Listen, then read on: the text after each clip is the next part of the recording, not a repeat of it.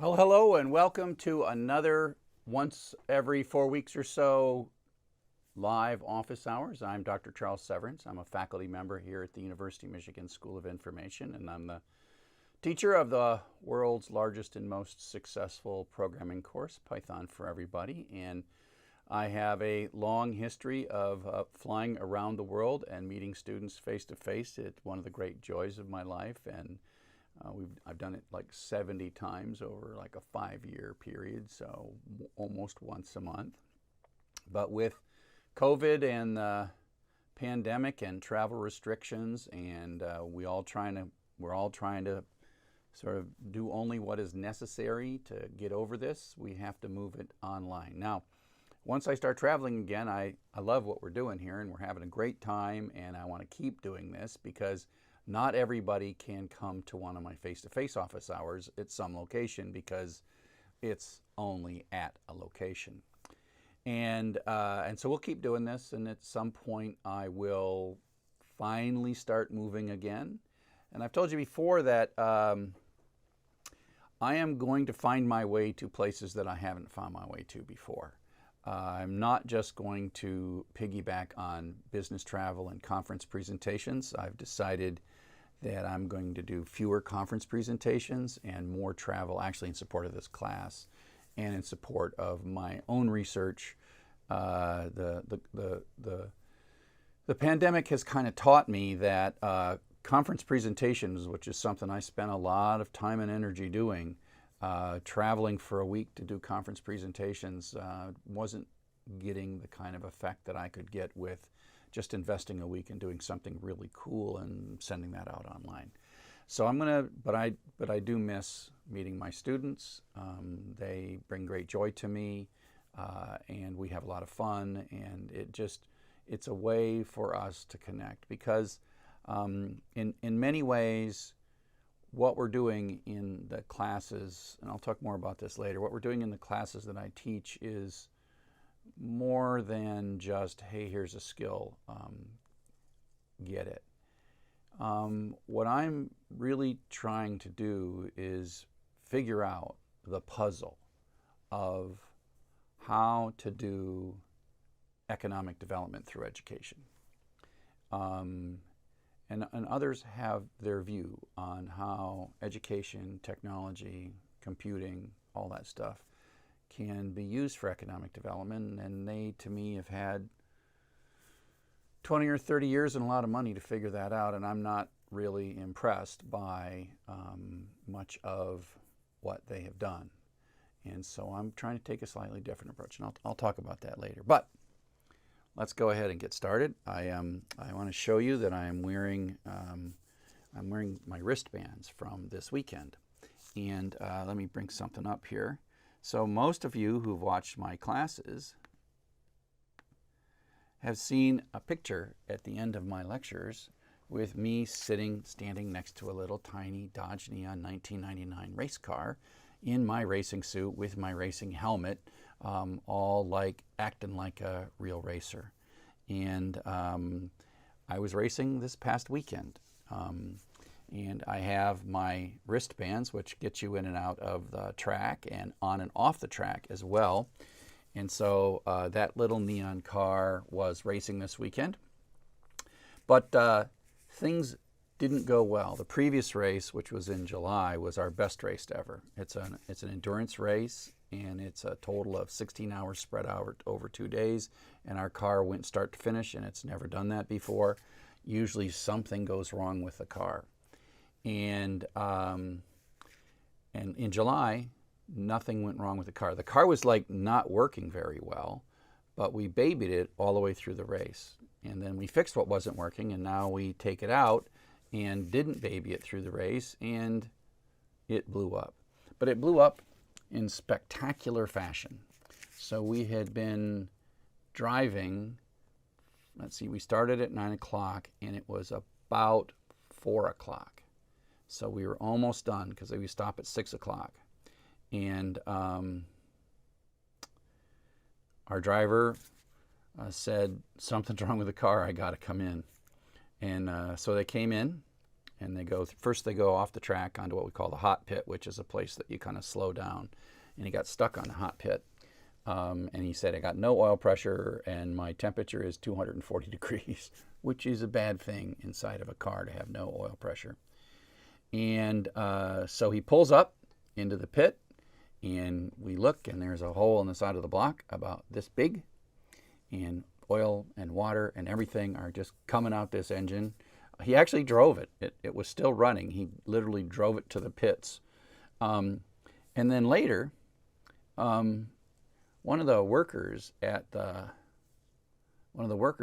track noticed this on the track, and of course they don't want this to sit there, and so they go pick it up for safety, and they brought it back. And this is the connecting rod to my little race car, and it's a high performance connecting rod. And if you look at it, you see that as it was failing, it heated up a lot.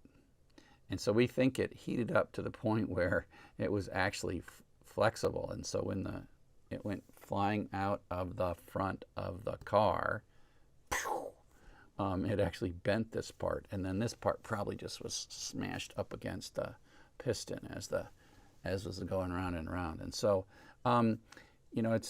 it's rare when you get such a cool souvenir of the destruction of an engine in a race car.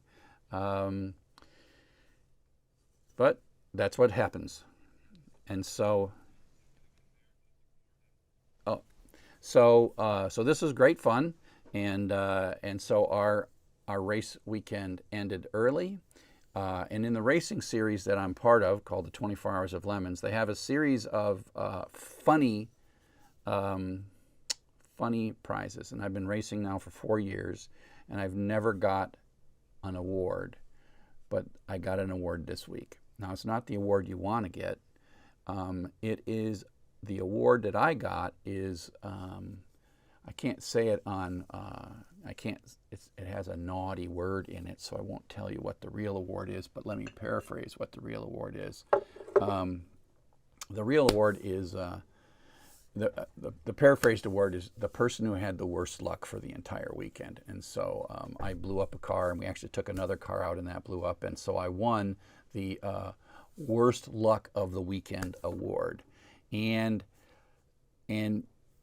my luck is so bad, these little neons, which I love, the little neons, we put ears on them, and they look like the Sakai project. And you can maybe see we have this little Sakaiger, and the Sakaiger's driving a car, and we got all these logos and stuff.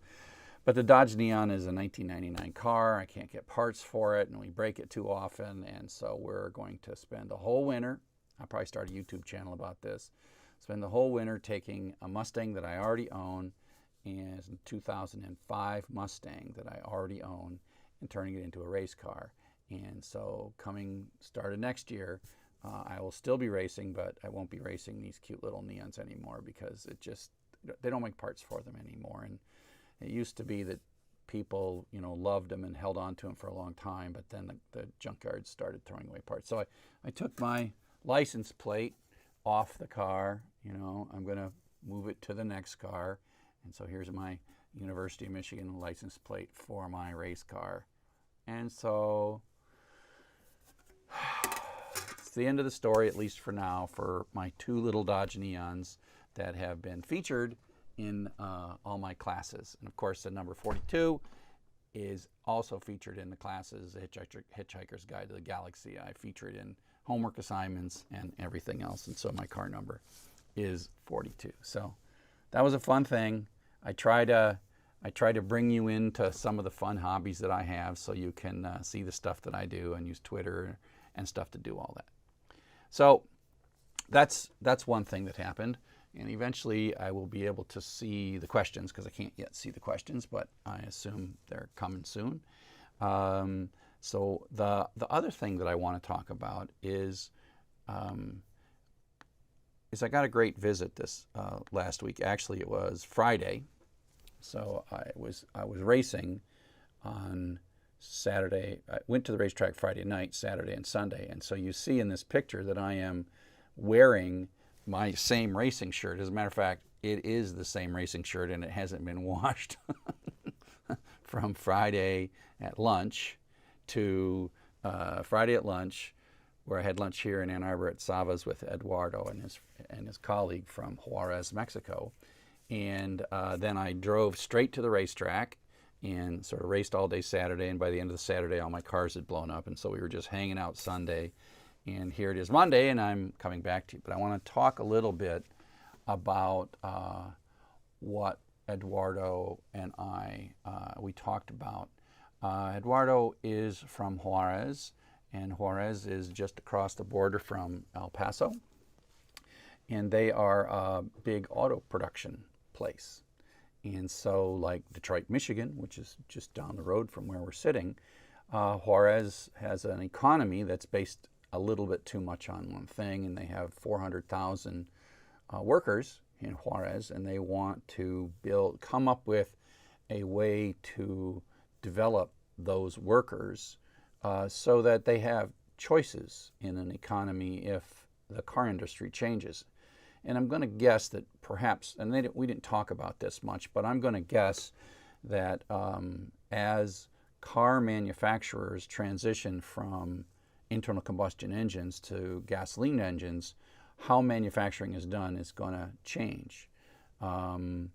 They're not, if you think of the number of parts in a electric car versus the number of parts in an internal combustion car and the supply chain of all those parts, there are fewer but more sophisticated parts, and supply chain management is simpler in electric cars.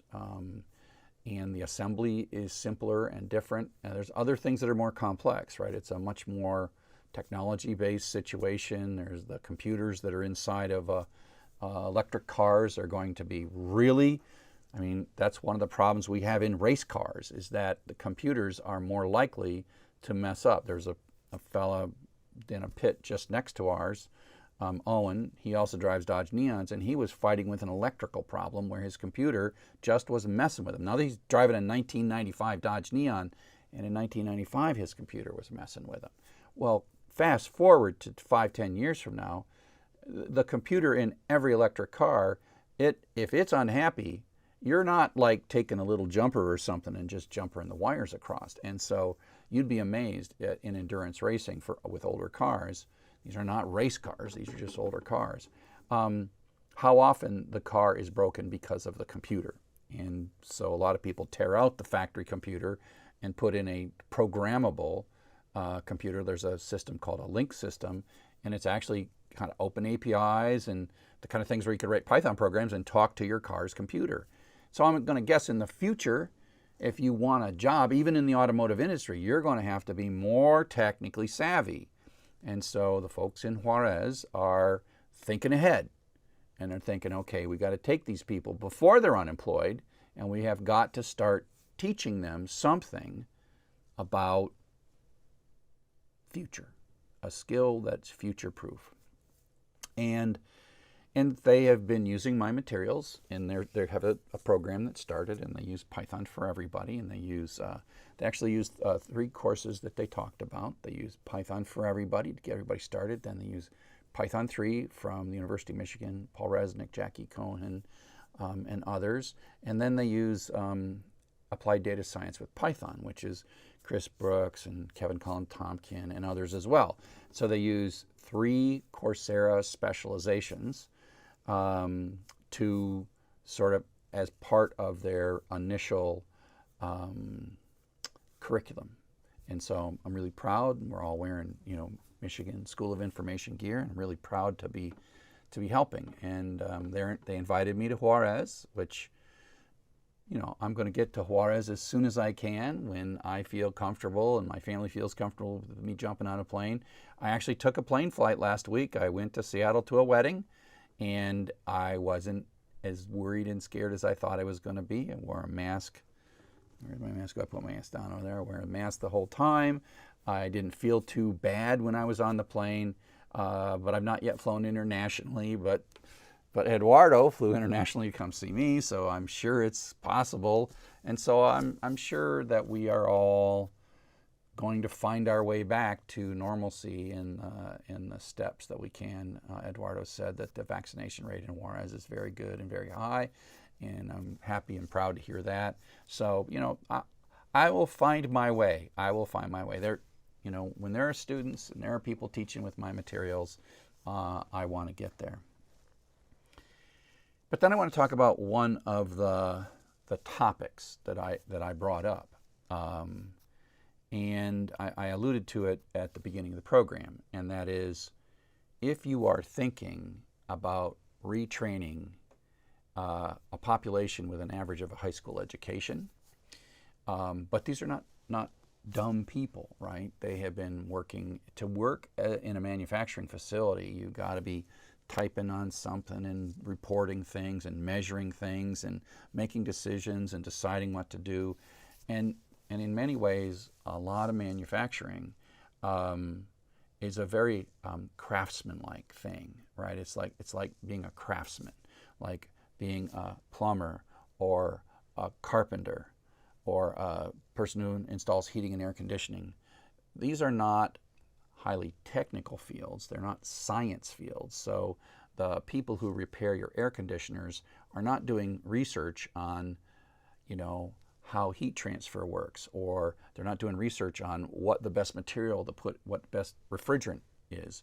And so there's always going to be scientists and engineers and researchers who are making the things that we use to make things, like, robotic research and how you make actuator arms and how you make it so the robot touches something and stops automatically. How do you do that? Now that's a very highly trained engineering, mechanical engineer, electrical engineer kind of a skill. But then once you have a really good robot, figuring out how to get that robot to really paint well, that's more of a craftsman thing. That's more of yes, it's technical, but there's creativity involved in it. And if you look at the people in manufacturing right now, they're not themselves often the engineers that could build a robot, but they are the people who know how to use the robot really, really well. And how did they learn how to do that? Well, they probably didn't go to advanced robot use class. They just said, come on in. Here's Jeanette. Jeanette has been doing this for 10 years. You just follow Jeanette around for a while and ask her a bunch of questions, okay? Because Jeanette's going to take vacation. And pretty soon you're going to ask her enough questions. And when she's told you, and then you can do what Jeanette does. I don't know what she does, and we don't have a book that tells you what she does, but she knows how to do it, and she's going to explain it to you. And this is how the fields that are craftsman-oriented fields sustain themselves.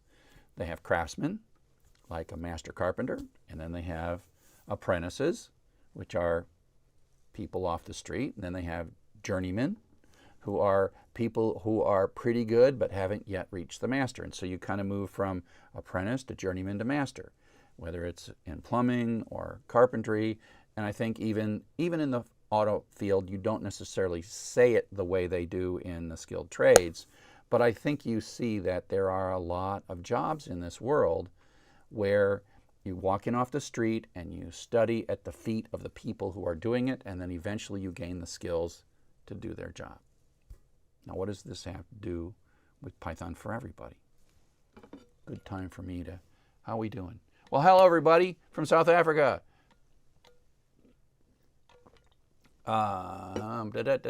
English, Lou Greenberg, hello from the English Midlands, everyone. Yeah, I love the English Midlands, Doncaster, train stop, and places like that. So yeah, I'll talk about Duarte, Roberto, but okay. So why did I go through this whole long thing about craftsmen, right? And what does craftsmen have to do with the economic development of Juarez, Mexico? Well, let me tell you. The people in Juarez, Mexico are already craftsmen, right? Their jobs that they've been doing require craft. They require learning, on-the-job knowledge that's not book knowledge, it's creative knowledge. And I think many of you who are watching this, if you look at yourself, you will realize how little book knowledge you're using in the job, whatever the job it is that you've got, and how much gain knowledge, because when you go from not good at a job, I don't care what job it is, to good at a job, you didn't get that usually from a book. You got that from a mentor. You got that from just watching people and then figuring out perhaps even later how to do better, right? But here's where it happens.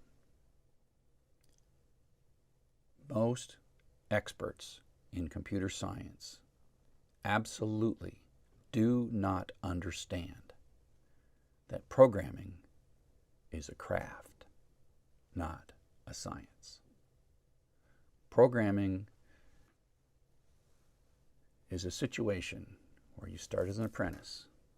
You have great mentors. After a while, you're actually worth paying money to. We'll call you a journeyman. And then at some point, a few years later, you're a master. And then your job as the master is to train the next generation, to mentor the journeymen and mentor the apprentices. And in computer science, too many people think that what we do is a mathematical thing. And so they view programming through a mathematical lens as if there is a theory, an underlying theory like physics that governs programming. And there is a lot of underlying theory. And I am thankful for all of the wonderful computer scientists who build microprocessors, who build the internet, who build hardware, who understand how to make an LED screen really high resolution and high contrast. That is engineering, and that is research, and that needs highly trained technical people capable of handling the most difficult future technical challenges we don't even know about yet. Like touchscreen. Do you understand that? I'll just tell you, people touch their computers and something happens. Who figured that out? Those are brilliant people. That's what computer science is figuring out technologies that don't yet exist. Programming? That's not what that is. Not everybody can do what computer science demands. I am fortunate. Certainly, I live in the United States. I live in Michigan, and my skin is white. And I had a father who was an engineer. The only reason I was capable of surviving an engineering curriculum is that I was trained like an athlete from a young age to be an engineer. When I was 12 years old, my dad grabbed an algebra textbook from college algebra. He said, "I'm going to read this textbook to you." We didn't get very far, but at 12 and 13, I was understanding what X was and how to solve single variable algebra. So I was in middle school, and then I took algebra when I went to high school, and then I took geometry, and I took trig, and I took calculus, and I was literally the best kid I knew in algebra, geometry, trig, and calculus. I was like the smartest kid in my graduating class of 350 people. That's like saying I was the football quarterback or the soccer midfielder. For my whole high school, I was the best midfielder in my whole high school. And now, when I go to college and my dad says, "Go be an engineer," I find that the best math guy in my whole high school is an average to slightly below average engineer. I was the best kid I knew. And then when I go to college, I'm average to slightly below average. But my father, who, by the way, was a first-generation engineer. We talk a lot about first-generation college students. I would like to talk about first-generation engineers, because it's even harder to be, for the first person in your family to get an engineering degree.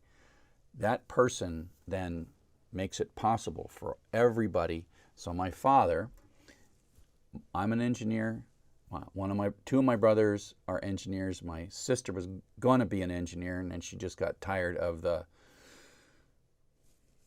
sort of the brutality of the field and how everyone's looked down upon, and she didn't feel like it was going to be good for her. and my other brother teaches math, but he's not an engineer, so he's not a programmer. So pretty much everybody is an engineer in my family, and that's because my father was an engineer, and he took all of us aside when we were young and said, "I'm teaching you algebra." His grandkids are engineers because he took his grandkids and he said, "Hi, you're 12. I'm going to teach you algebra." And so I went to college, and I went into electrical engineering, and I'm like, this is too hard, and I thought computer science was easier than electrical engineering. And the key was, when I was in college in the 1970s, computer science wasn't a highly mathematical field. Computer science was a creative field. I looked at the professors that I had, like Hans Lee and Helen Spence, and they were like fun, chill, silly people who were super smart. And I'm like, and they were teaching me how to program. They weren't teaching me computer science. They really weren't. So Helen Spence taught me how operating systems work. And she had built this thing called the HMS 5050. I think you might be able to find it on Wikipedia.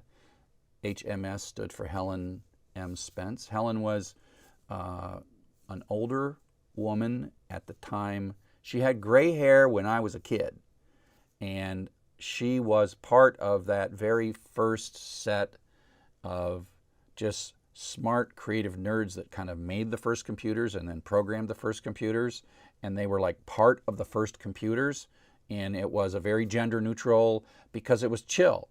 You know, Ada Lovelace, right? Who the name Ada, I think that's her name. The programming language Ada is named after her.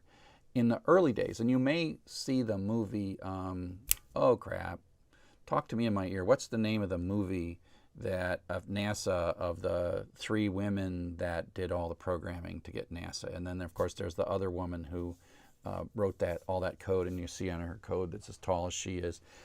It just was natural for women to be part of programming, right? In the 50s, 60s, and 70s. And I was fortunate that I was a teenager when computers were teenagers.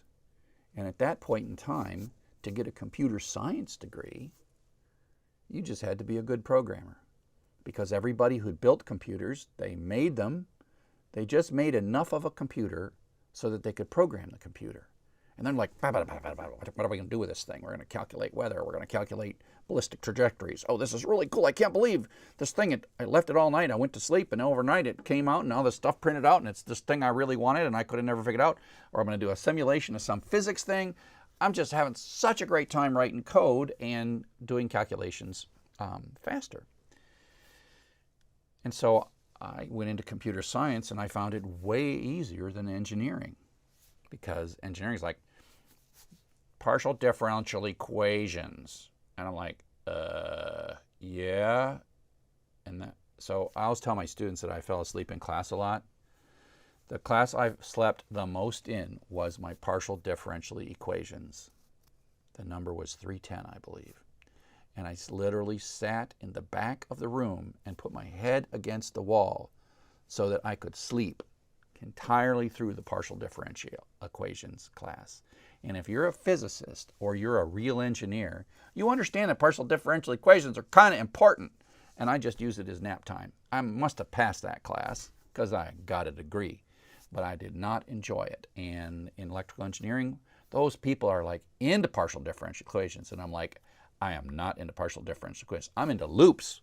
If statements I get, loops I get, all that stuff I get. So when I got an undergraduate degree in computer science, it was about the joy of programming.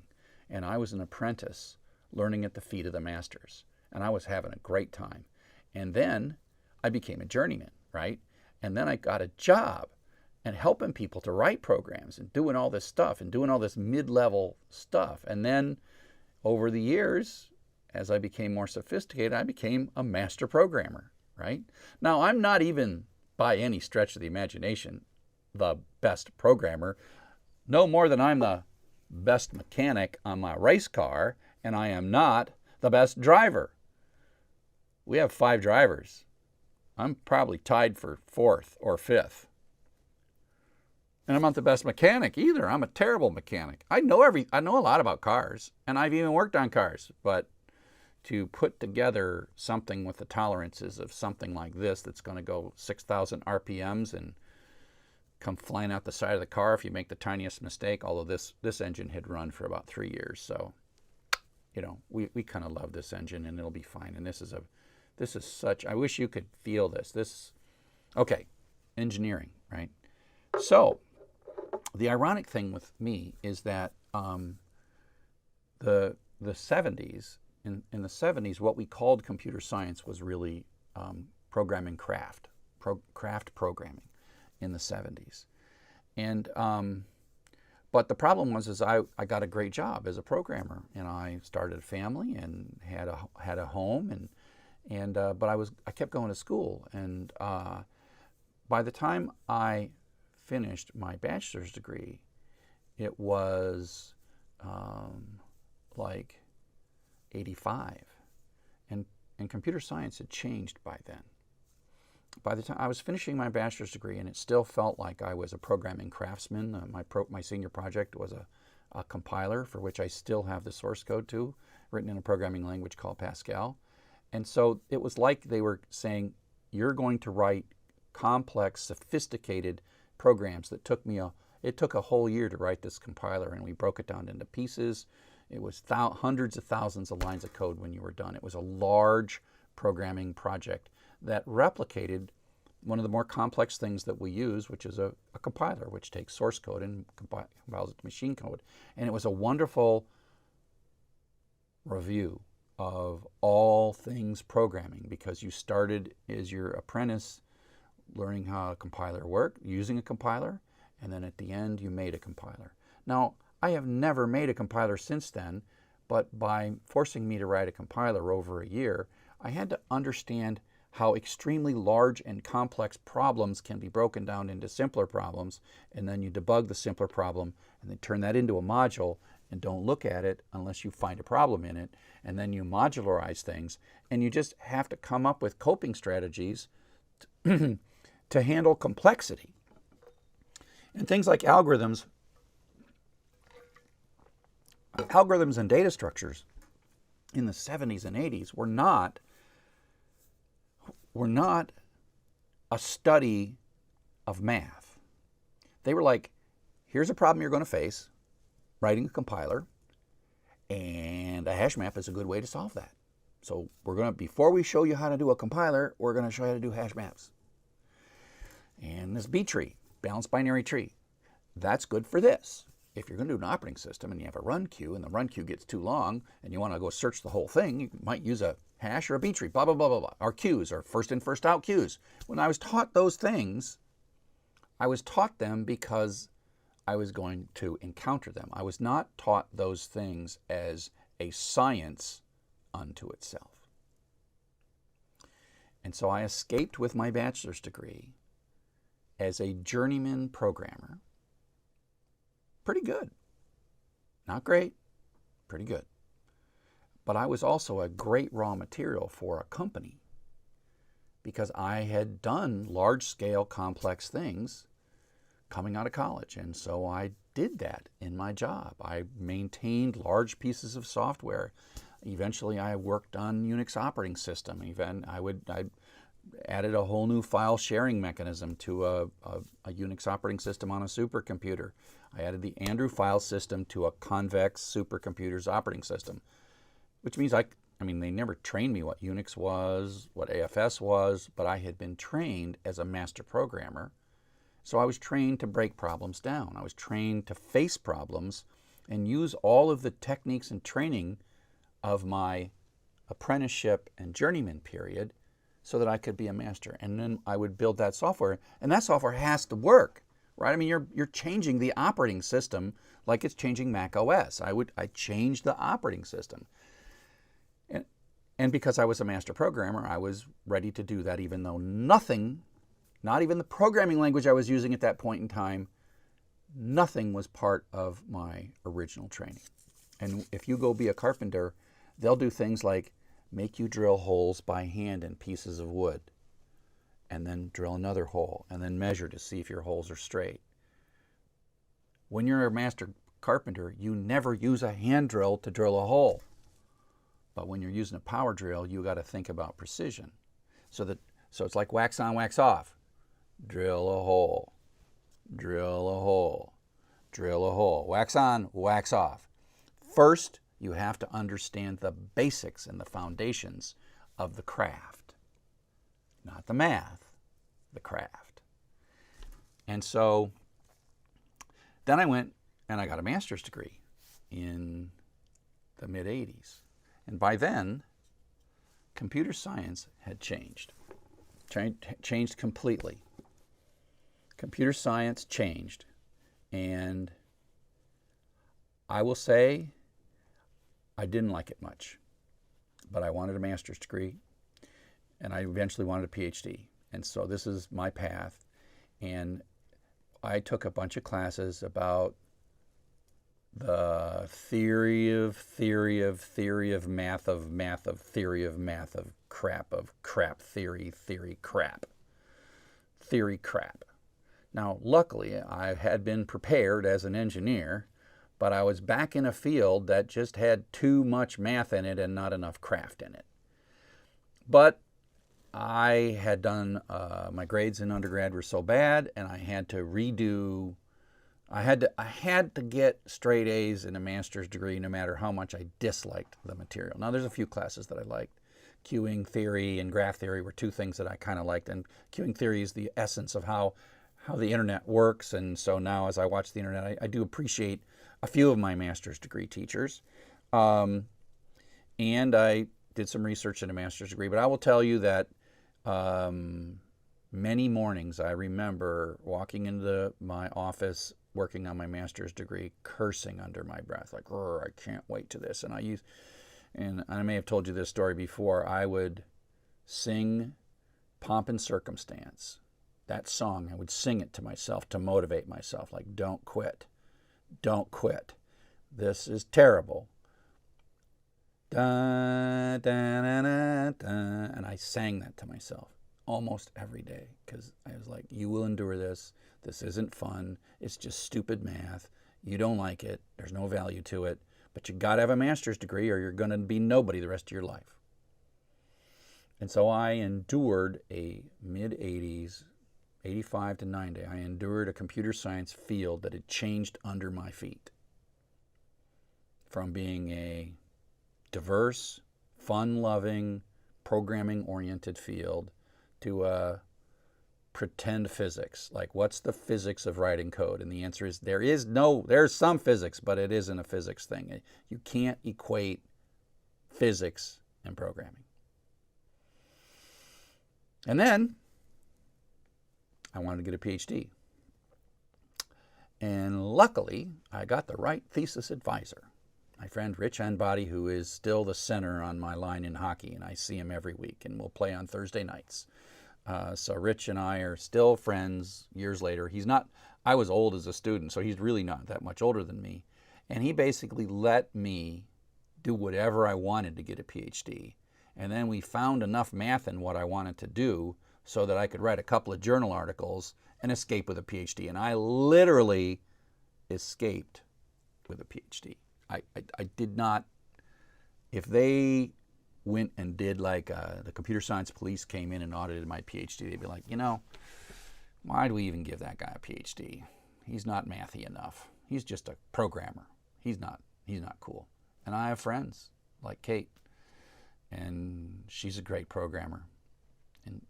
And she graduated more recently, and in many ways she escaped with a PhD because she is a tremendously talented programmer. She's one of the good ones. I'm a middle. Kate is like amazing, right?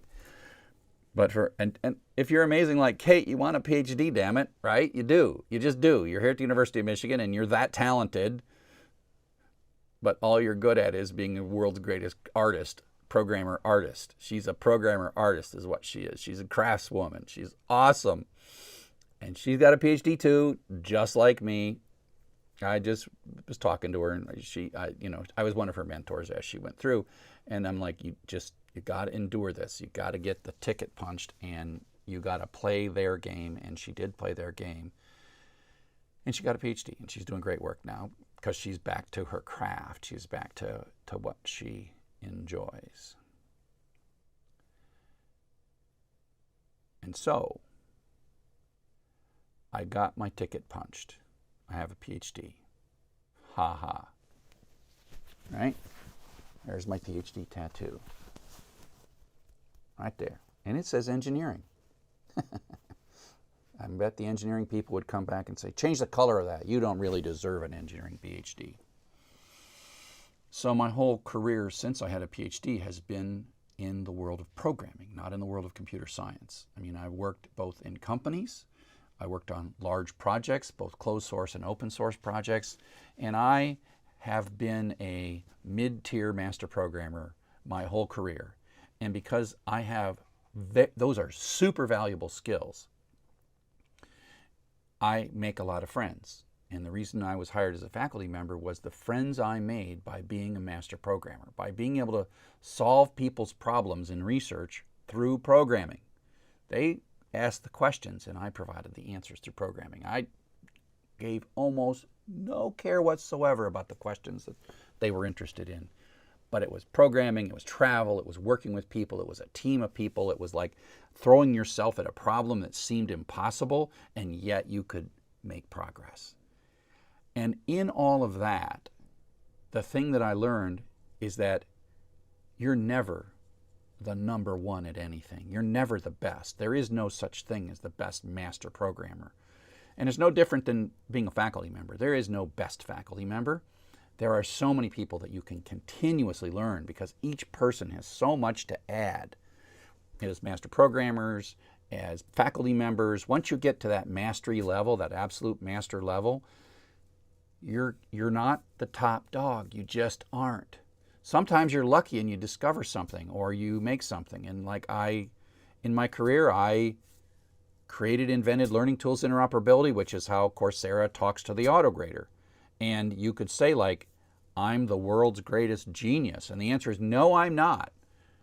I am like one of the many master programmers who happened to be at the right spot at the right time. And my contribution was that thing. And I get all the credit for it. But there were so many things that led to it, so many people that invested, so that when it's all said and done, I knew what needed to be done. And then my prodigious programming ability kicked in, and then I could write code really fast to show people that it was a good idea, and then it became a good idea. And so I always fall back on programming as the way to kind of like achieve whatever goal I have. And now in 2012, I'm building courses, and I want to teach you, and I fall back on programming as the way to craft my teaching. And so I have the world's largest Python programming class. Is that because I'm the funniest, or the tallest, or the fastest, or the best looking, or even have the best sense of humor? No, none of the above. The reason I teach the world's largest and best Python class is because I'm a master programmer. And I applied my programming to how to teach Python. So I'm like, dang, there's got to be a better way to teach Python than the way these other people are doing it. So I built these things I call autograders using a technology called learning tools interoperability that I invented. And I became a better teacher through programming, right? As a matter of fact, the name of that software that I built is called Sugi, which is also the license plate of my race car. It's a vanity plate. So University of Michigan, Sugi. And on my shirt here, if you can see it, make sure you can see it, Sugi, right? So I see the world through programming, and it's like being a photographer or an artist. You could go to a racetrack as an artist and draw a beautiful painting of a car that captures the essence of a car. You could go to the Grand Canyon as an artist and you can capture the essence of it.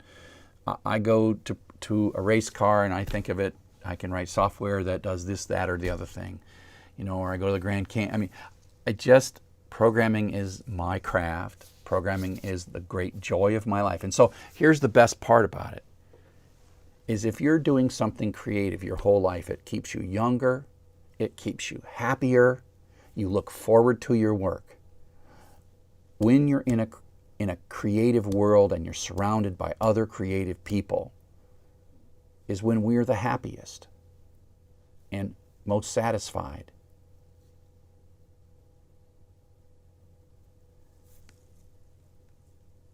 And so in Juarez, what I told him at lunch on Friday is I told him, be careful trying to teach 400,000 automobile manufacturers, workers. Be careful trying to teach them to be engineers or computer scientists, because that is a highly technical field and not everyone's good at it. And what you don't want to do is try to teach 400,000 people computer science and ultimately create 10,000 really good computer scientists and 390,000 people who are told, you are a failure. You should go on welfare because you didn't handle an engineering program. You should go away. The problem is they can't go away. And the problem is the leadership in Juarez doesn't want them to go away. So what I told them is first, respect that these people are already craftsmen. These people are skilled, creative people working together as a team to break down a large problem into smaller problems and then collaboratively solve those problems. That is the essence of building a car. It's not about the pressure in the cylinder or the strength of the connecting rods. That's important. But these people are already brilliant, wonderful, creative, collaborative people. Don't ruin that. Teach them programming. Teach them the joy of solving hard problems with programming with other people. Teach them to be master programmers. Master programmers are what the industry needs. We need computer scientists and we need master programmers, right? But we need more master programmers than computer scientists because the construction and the manufacturing of the next 200 years is not designing connecting rods. It's being creative and figuring out how to use this technology that so many great engineers. And so that's what I told him. I said, be careful of the conceit that those who are not engineers are somehow worthless. The bar is engineer, worthless. And if you teach that way, because that's how engineers teach. I'm sorry, that's how they teach. I was just enough above the bar to get my degree. And I have spent my whole life trying to make a different bar, not a bar of engineer. Now here's the other thing I told him.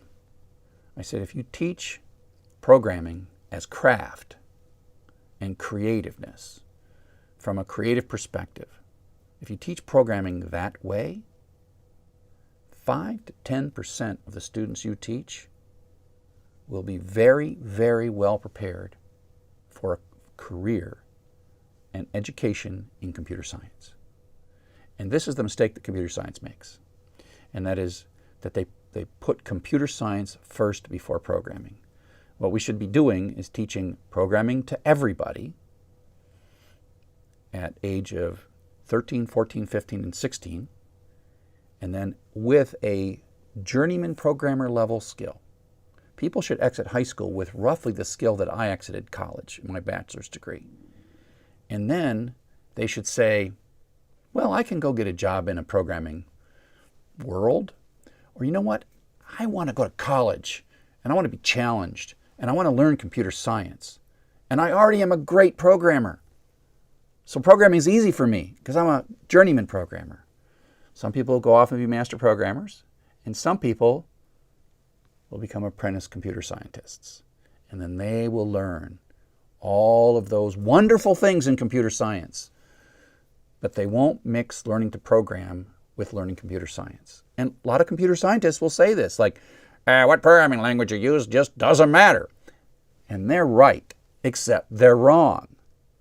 If you imply that learning to program doesn't matter, then you're 100% wrong.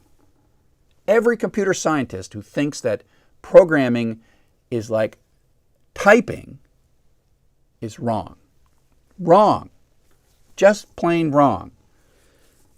But computer science is not about a particular programming language. It is about first understanding how to program and then understanding how to build the things that we use. And so computer science is about building new underlying technologies, and programming is about using those technologies to make cars. Not all programming is innovation. Programming is localized problem solving. Okay, welcome to my 1-hour TED Talk. Now I'll take a bit of coffee. So Eduardo, now you see what happened? You came, we had lunch, and now I just went off on computer science and programming. So if you look at my curriculum, we talked about this in previous office hours, Internet History and Technology and Security is the 0 course. Python for Everybody is the 1 course. Django for Everybody is the next course. Web Applications for Everybody is the next course. Postgres for Everybody is the next course. What I am doing is I am slowly replicating my undergraduate curriculum from the 1970s.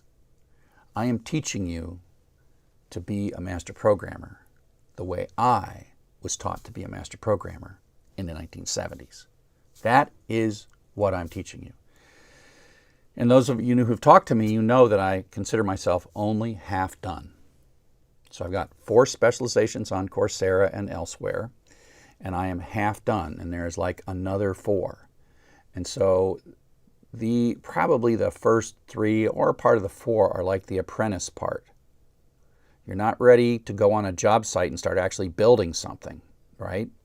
So I need to give you like the middle part of the craftsman way, the way to being a programming craftsman. I need to give you the middle part, and I haven't built that yet. And we've talked about C programming for everybody, hardware for everybody, assembly language for everybody, and data structures for everybody. And those are the things that I need to teach you, not necessarily the math part of it, but I need to teach you how computers really work so that when you walk into a new environment with a million lines of a programming language that has not yet been invented yet, you're not afraid. So by teaching you C, I teach you how all other things work. And so by teaching you C, I teach you all the future languages that you might ever learn, right? Unix is written in C, Linux is written in C, Python is written in C, and so I'm teaching you like the mother tongue, the first human being or the first language. What was the first thing that humans did, before we started building roads and buildings and cars and computers? I'm teaching you the foundation language, which is C, is the foundation language of computing, which is then built on top of assembly, which I'll teach you as well. And so I am moving toward building a journeyman curriculum. And I'm also moving toward, and this is going to be the hard part, the master part. And I may start experimenting with this because I can't wait 3 years to build all that curriculum. I love my idea so much that I'm thinking about trying to come up with a way that before I even build all that intermediate curriculum, that's the journeyman moving you towards being a master programmer. Like you graduated at the end of this, but the thing you're supposed to do at the end of my program is go to work and go to work with other really talented people. And so think of this as like the programming masterclass. And my programming masterclass, there was no curriculum in the programming masterclass for me. I just went to work, and I had great mentors, and they helped me, and I asked them questions, and I had problems to solve, and those problems were above my skill level, but I just patiently had mentors that helped me, and I just struggled and learned and struggled and learned, and then all of a sudden I kind of became one of the masters. Not the best one, because there ain't no such thing as a best master in this situation, There are people with unique skills. And I have been studying through the Sakai project, right? Through the Sakai project, I have been studying how we work as a collective team with people all around the world. And I'm the founder of the Sakai project, but I am no means the most talented programmer. There's Adrian, there is Earl, there was Glenn, there was all these people, Aaron, all these people that were just, I looked up to them so much, right? And they might look up to me, but I don't see that. I only see how I look up to the other people. And there's like Wilma.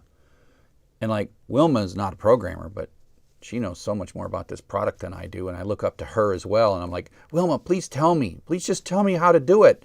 I know how to make it work. You will tell me. And so I live in this magical place where I am challenged and supported and helped, and I don't have to do it all myself.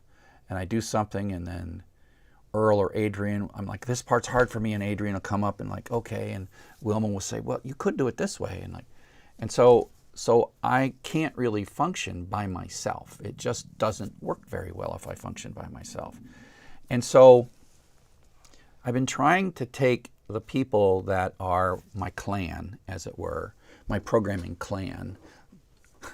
Let's go with their skilled trades, my Sakai Programmers Union, as it were. And I'm trying to hang out and figure out how I can get you to experience what I experience.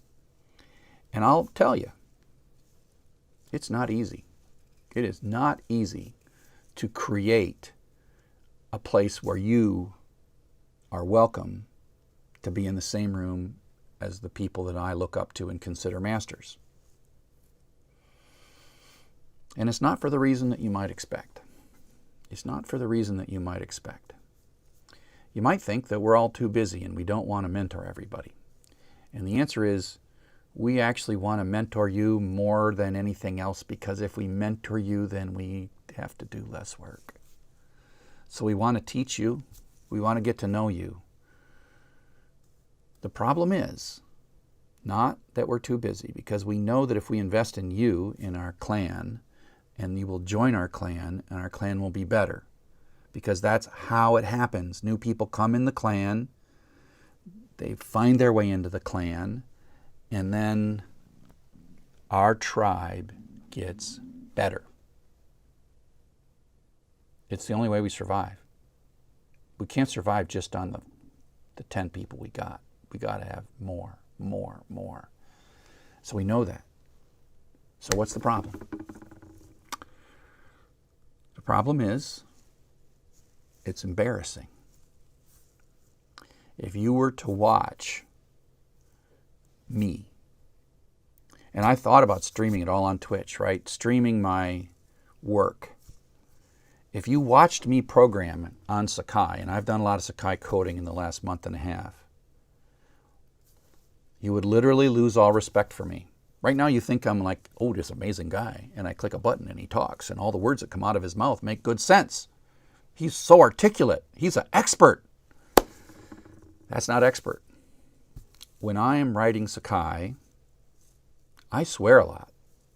Just like you. When you're writing your first program, maybe you don't swear, but you're frustrated. I am so frustrated when I'm doing something new. And when I ask for help, I'm not even the nicest person when I'm asking Earl for help. I'm like, who wrote this in the first place? And why is it not? I'm already agitated by the time I'm talking to my fellow master craftsmen, right? And the other thing is, we're fixing broken stuff. And we don't want to just like Twitch stream all the broken stuff, because the broken stuff is really short-lived, because we're going to get together and it's broken. We're like, crap, I can't figure it out. And it's broken. Why is it broken? Who broke it in the first place? How come? Did someone else do something and broke this? What? Who was it? Hey, let me check. Oh, that was Miguel. Oh, but he was fixing this other thing and he broke this thing. What happened, Miguel? So it's a very chaotic. And at the end, you see like 20 lines of code changed and there's a bug fixed and it's tested and works great. But it's kind of embarrassing the way we find bugs, research bugs, fix bugs, work with others to fix bugs. You think, oh, these people are like superheroes. And the answer is, yeah, but the way superheroes work is kind of embarrassing. Super craftsmen make mistakes, right? They make mistakes. I was talking at dinner to my nephew who's building a house. He said, the best people aren't the people that make no mistakes. The best people are the people who can hide their mistakes really effectively in a way that doesn't actually harm what you're building, right? So it's not that we don't make mistakes. Everyone makes mistakes. So back to you. I am, in the next month or two, I'm going to try to create what I'll call the Programmer Studio. But the key to the Programmer Studio is it's not everything I've done and everything I'm going to do in this curriculum that I'm building is going to be public. But the Programmer Studio has to be invitation only. Because every time I ask Earl to live stream what it is that we do, he always says, can we live stream it next week? Literally, that's what Earl says. Earl loves helping me.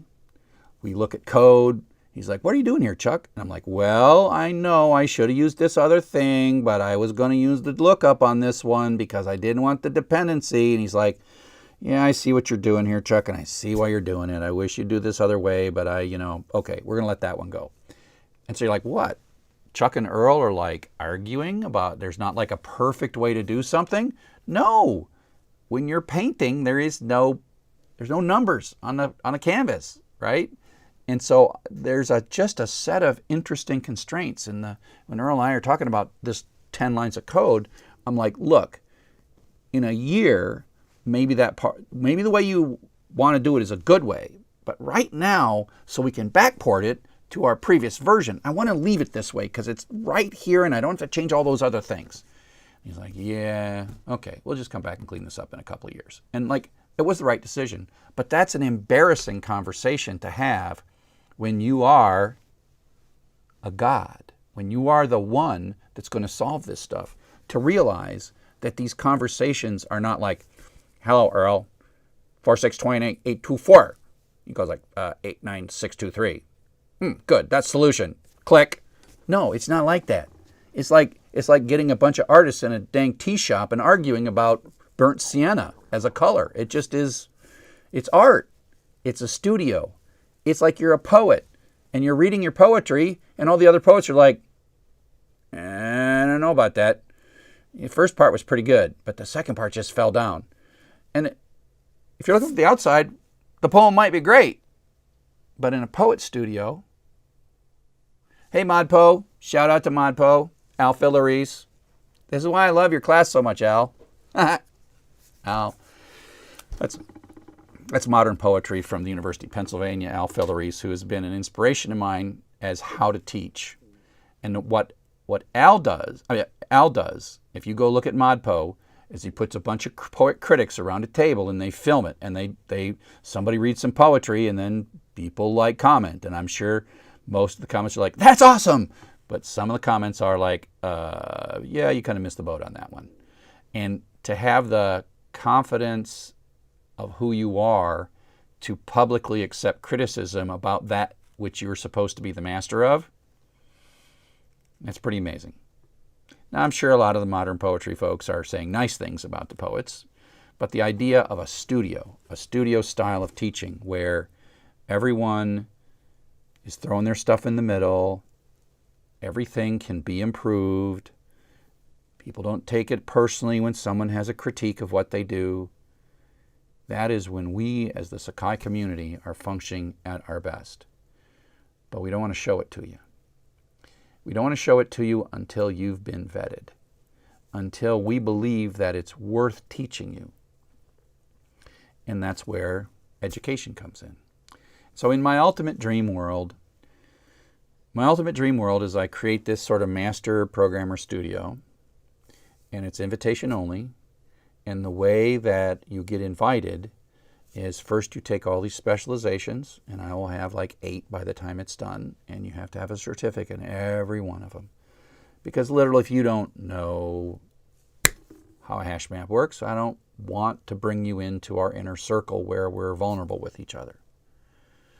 That vulnerability is what leads to true growth, right? So I'm not going to just live stream this because I cannot convince anybody else. And I'm coding, and I'm like working through some really hard thing, and it takes me like 3 hours, and the first hour and a half I'm throwing things and cursing. I can't live stream that part. And then I figure it out, and then I build something really cool, and I'm like, I should have live streamed the second half because I was a genius in the second half, but I was confused in the first half. The problem is that it's really boring to watch the second half. You don't learn anything once I've figured the hard part out.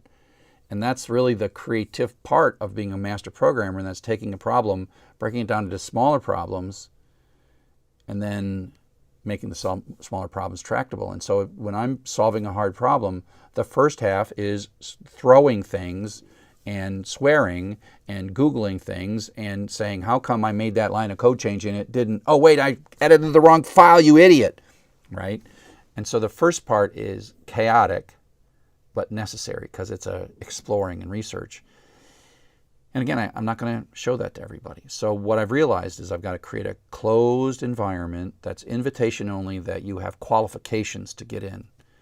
And so if you want to be part of my first few master experiences, and I'll keep this to probably 4 or 5 people, but literally, I know you can be from anywhere in the world, okay?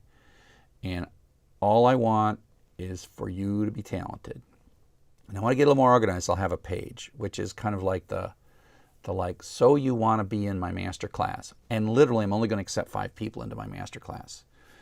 So you want to be in my master class. Here's what you got to do.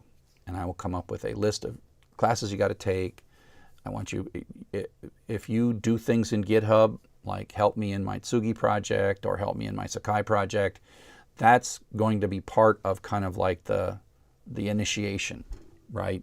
To say that if you know enough to make an open source contribution to a complex application, I don't care what programming language it is, but that is one of the prerequisites, is that you actually are ready to contribute. Your contribution may be tiny, and going from a tiny contribution to a large contribution, that's where being with the other masters is how you do it. So you'll hear more from me. You'll hear it both. When I get this figured out, I will tell you all about it in the live stream. I will make pages. You are welcome to, if you think that you are at the sophistication level, that you just send me some email. If you can't figure out my email address, then probably you aren't smart enough you're not ready enough to be part of the masterclass anyway. So, if you are a young or new starting programmer and you got a little bit of green on your GitHub, and if you know what green on your GitHub means, get a hold of me. Send me a note. I'm busy, but I know I got to do this, both for the survival of my open source projects and to achieve the dream that I have of the curriculum. And every time I tell this story, a whole ton of people think it's a good story because it leads to employment. Because the journeyman and master craftsmen are employable, right? And so I might actually work a little bit with Free Code Camp on this, because Free Code Camp kind of is interested in this this sort of the transition moment from learning to working. And so that might be something that allows me to scale this concept of apprentice, journeyman, master work, right? And there are thousands of open source projects that would love to have you. And if I can come up with a way of building a closed mentor environment where super smart people are willing to be vulnerable and share with you, then that's where you're going to learn the most. And if I can do that in Sakai and Tsugi, then I can show people in other open source projects. And so you could find literally hundreds of million line projects where thousands of new pre-master programmers will find a home. And then maybe even when they go work in, real jobs like closed source places, they can stay connected to the open source community, which solves, that is the problem of my lifetime to solve.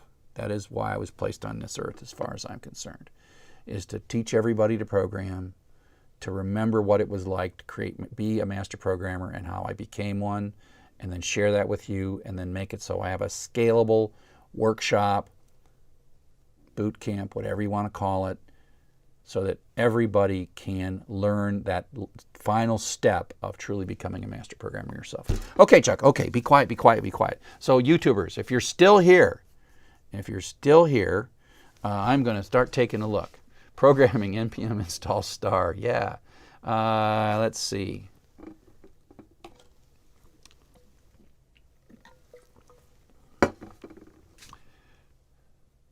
Oh, Lou Greenberg, I'm a novelist and book editor by day, and in a funny way, the process is very much the same. Breaking big problems down into small manageable parts and sticking with it for an extended period. Yeah, and accepting criticism, right? And giving criticism, not in a mean way, but in a helpful way. Writing, poetry, all that is. Rupal's, I hope we saw the hard to hear the audio, and I hope we got it fixed. Yeah, so Nathan, there's a well-worn trope about programming. It's all about speed, coding for 20 hours straight, non-stop typing, etc. How does this compare to the reality of the industry? That is a wonderful, wonderful question. So the answer to that is yes and no. So you see all this stuff. Let me get my computer on the shot. And you see the people are going, typing on keys really fast. Hopefully I'm not deleting all my files while I'm doing this, right? You see this typing on keys really fast. And that somehow is the concept that if you're good enough, you can type really fast on keys. So that is and is not accurate. So if you were to watch and have a camera over my keyboard for all the time that I do stuff, you would find that 70% of the time I'm not typing fast because I'm curious and I'm just wondering. I'm just like, what the, hang on a second. And so you see me like absolutely not touch the keyboard. You see me looking at web pages, looking at Stack Overflow, looking at other pieces of code that's similar to this. But then when I finally have built the picture in my head of what the problem is, I can't type fast enough at that point because I know what I'm doing. And I'm like, get it in. It's here. It's in my head, and I got to get it in.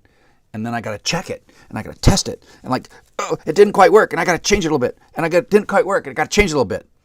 And so the notion that sort of film and media and television portrays of this sort of, and I'm not ever typing quite this fast, but you'd see me like really like on my keyboard and watching everything and typing a thing and doing a thing and oh crap, and I do it again, I do this other thing, and I type this and I do this.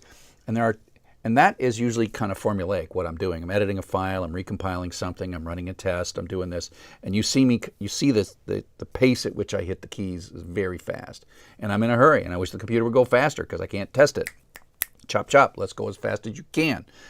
But what the media never portrays is the long periods of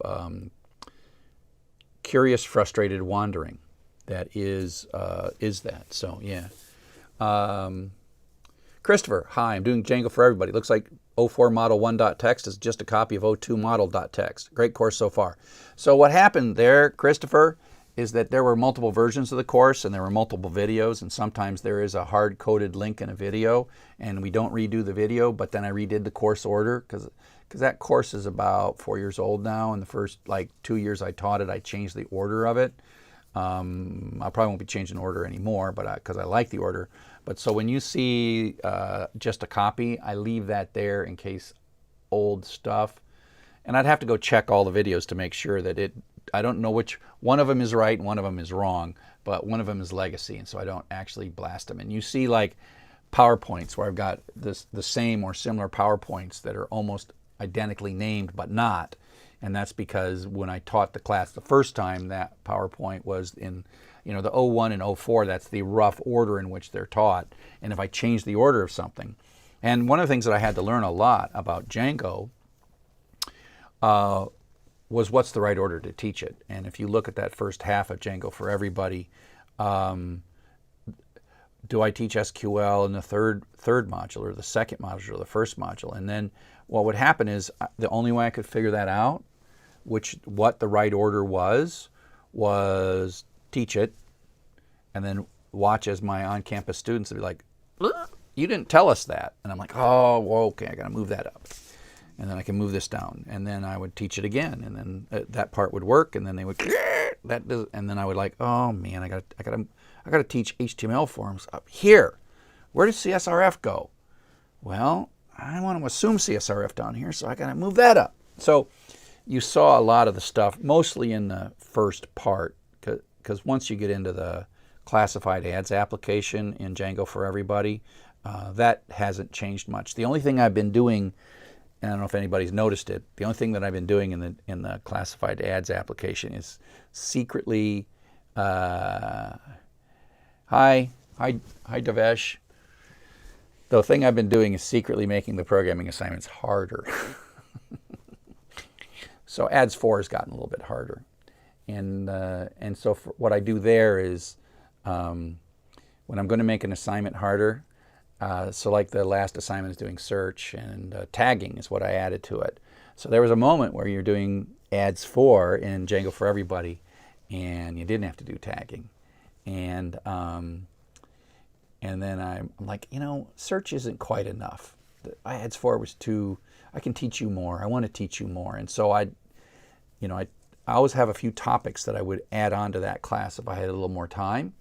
And tagging was just a common thing, whether you're building a blog or a restaurant, you're going to restaurant review site or something. I already got like favorites in there, which is a classic thing.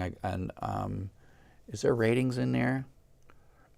Favorites is kind of a variation on ratings, but then tagging was something that was never in there.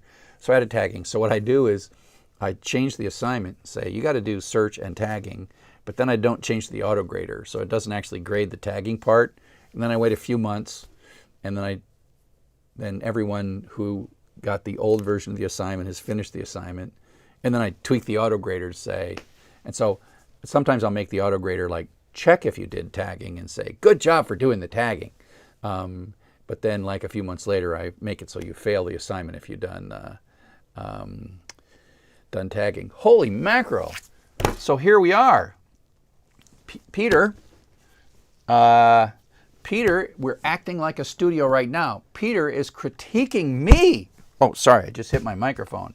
Peter, you're critiquing me. What are you doing? He says, PowerPoint is trash. LaTeX for life.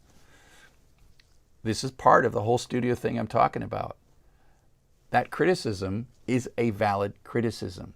So Peter, let's talk about PowerPoint versus LaTeX. So you'll notice that my books are all in LaTeX. They are. But here's the problem with PowerPoint. Here's the problem with LaTeX for slides. So you've never, I'm guessing you're from Poland from your name, but you've never been to rural India. In rural India, the computers they have are old Windows computers with old PowerPoint. Not even new PowerPoint, old PowerPoint. And so if you're a teacher in a rural India school, if I give you LaTeX or PDF, it's as if I've given you nothing. And honestly, what I really wish, and I even made software to do this, I wanted the slides to be JavaScript. Like there's a whole bunch of slide JavaScript frameworks, and they're gorgeous. And I made it so you could scribble on them, and that way I could let people change them really easy, and they'd all just be in GitHub as like simple flat text files. And I built prototypes of that. And so I wrote prototypes of that, and I go to rural India and I look at the computers that they're sitting on, and these are Windows laptops with Windows XP and PowerPoint from over 10 years ago. And they're rocking the Word processor, and they're Microsoft Word, they're rocking and PowerPoint, and these kids happen to also be blind. And so they can't just conveniently whip up new technology. And so it is with a heavy heart that I use PowerPoint. But part of what I'm trying to do is empower teachers to use my materials, and not just down the street at Washtenaw Community College. I want rural teachers in India to use it. We got people using this material that don't even have a network connection, right? And so I got to give them something that they can use in the least. I want something that's the least common denominator, and PowerPoint is. PowerPoint can become PDF. You can make PowerPoint pretty accessible if you try. And then they can convert it into whatever they feel like. So, and Peter, you want to be contentious? A tool's a tool. It's okay to be contentious, because we don't learn. I don't learn, right? I don't learn if you don't critique me. So there you go. So thank you for being honest enough to throw one across my front. Now, the next one you throw, I might actually not have a quick, glib answer for, and that's okay. So thank you. Yeah. Oh. Hi, Chuck. I just finished Python data structures. Congratulations. Keep learning, because one of the things about my courses is they're only a start. So lots of people have gotten jobs with nothing but my courses, but that also meant that they were smart people that picked stuff up quick, and they picked it up on the job. You are not just ready to walk in and say, I, Python programmer, when you're done with my courses. You're ready to take more Python classes. And that's why Django for Everybody is so important, is I want to give you something to go right to if you don't have a job. I want you to go right to Django for Everybody. And I'm teaching Django on campus right now, and we're halfway through it. And one of the problems I've always had, going back to my whole thing about computer science and programming, is I understand when computer science tries to teach object-oriented programming, and I think they're full of crap and they don't know what they're doing. But as a programmer, I am wondering, you got to learn object-oriented programming, so when do you learn it? When do you learn recursion? When do you learn object-oriented programming? These are all things that master programmers know. But for me as a teacher, I'm like, what's the right time to teach it? Django for Everybody is in some ways even more than a web application development class. It is an object-oriented class, because Django has used object-oriented programming in Python superbly. It is a study in how to take a super complex problem and reduce the complexity through object-oriented programming.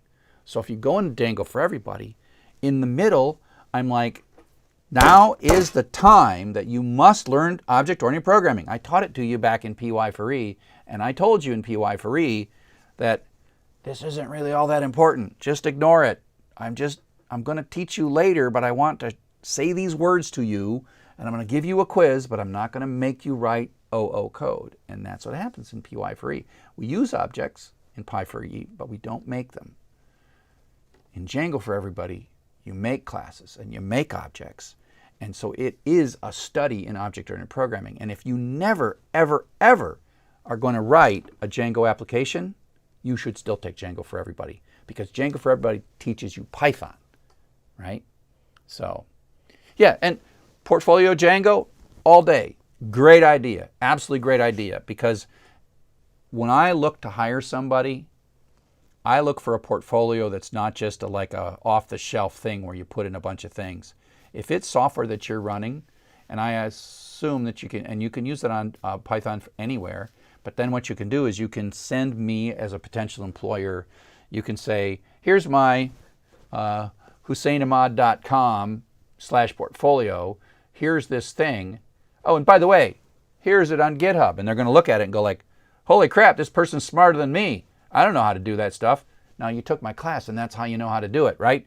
But it shows that you've done something. And I think that's the key as I study the notion of going to work after learning to program. Demonstrating that you've done something other than just learning is the single most important thing you can do. And everybody like talks about portfolios. And portfolios are either dumb or they're great. The difference between a dumb portfolio and a great portfolio is if the portfolio is all talk about how great you are and how I took this class and I got an A in my final project, which was this really cool picture of a rabbit flowing through space, and I did Photoshop, blah, blah, blah. No. A portfolio is, here's my thing and here's my GitHub. You go ahead and look at my code, right? A portfolio is I did something, not just I took a class or I did this, but on my own, I went off and I built something. And sometimes like big projects in school can become good portfolio extenders. And so in my on-campus class for Django, I give the students an option to do a project, and you can see it all on djfree.com, all the project milestones I have.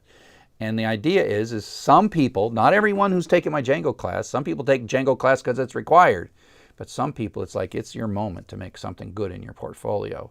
And so if you take djfree.com, you might want to, in the second half, as you're working through the ads, think about a parallel project that is also you doing you, right? You doing your thing, and not just saying, here's my portfolio. I took a great class from Dr. Chuck. He's awesome, and I made a classified application because he told me to do it. That's not a good thing in your portfolio. What's a good thing in a portfolio is to, while you're building the ads application, watching all my videos and stuff, what you do is you make another application, which is a mountain peak, favorite mountain peak application, because you like mountains and people can talk about their favorite mountains. I don't know. Something. Has some data, has a UI, people log into it, away you go. So, yeah. The courses of DJ Free was not all that practical to me. I would say, if you're already working it, all my goal is not to make you ready to do it, but ready to learn in the next step. Okay, so whatever we're good. Hello, watching you from Gaza. Hello, welcome. What's wrong with Django docs?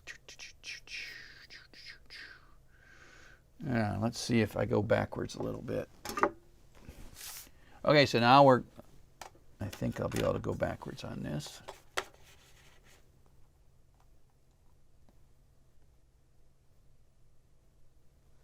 In Python, section 17, data visualization, there are quizzes, assignment, and capstone. From the discussion forum, it seems as though they used to exist.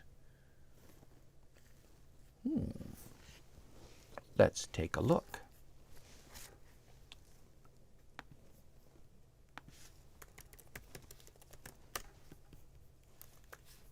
So I think what you're talking about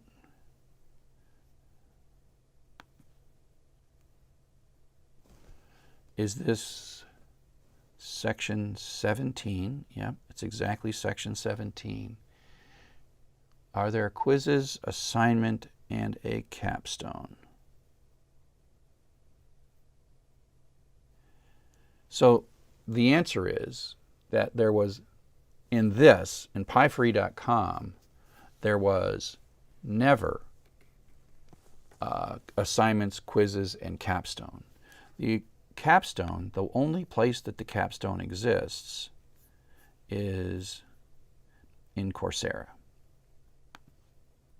So pyfree.com, so if we go look at the capstone on pyfree.com, I'm seeing this as a student, right? Yeah. So if you look at the capstone, and we have really played a lot with the capstone of pyfree. So if you look at the material, you will see that there is the content, like PageRank, working through the PageRank example, spidering, computation, visualization.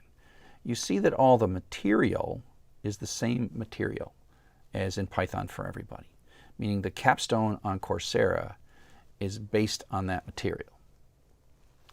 But this material is also really from the book. This is just the book.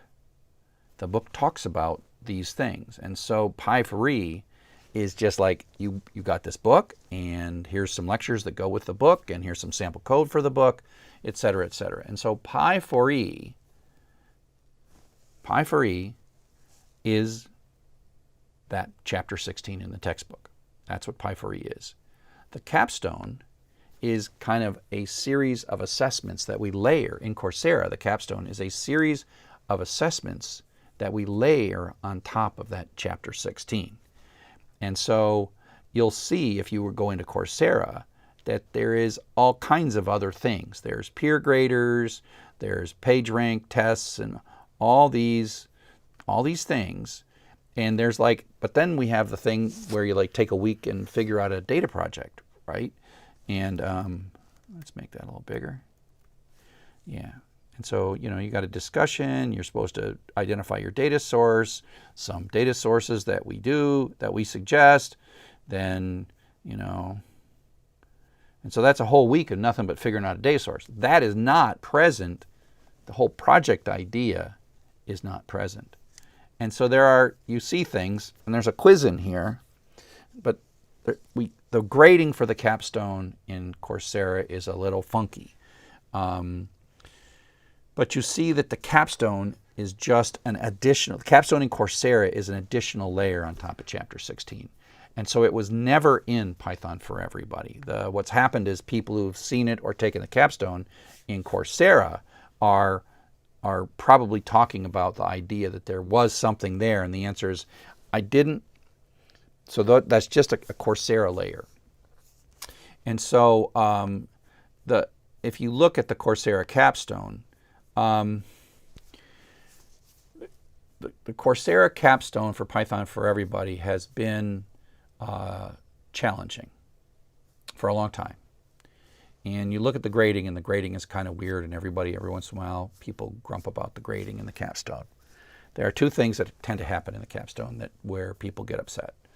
The first is that Coursera has a really strict honor code, and there are too many places in purely online environments where you can go somewhere and get an answer.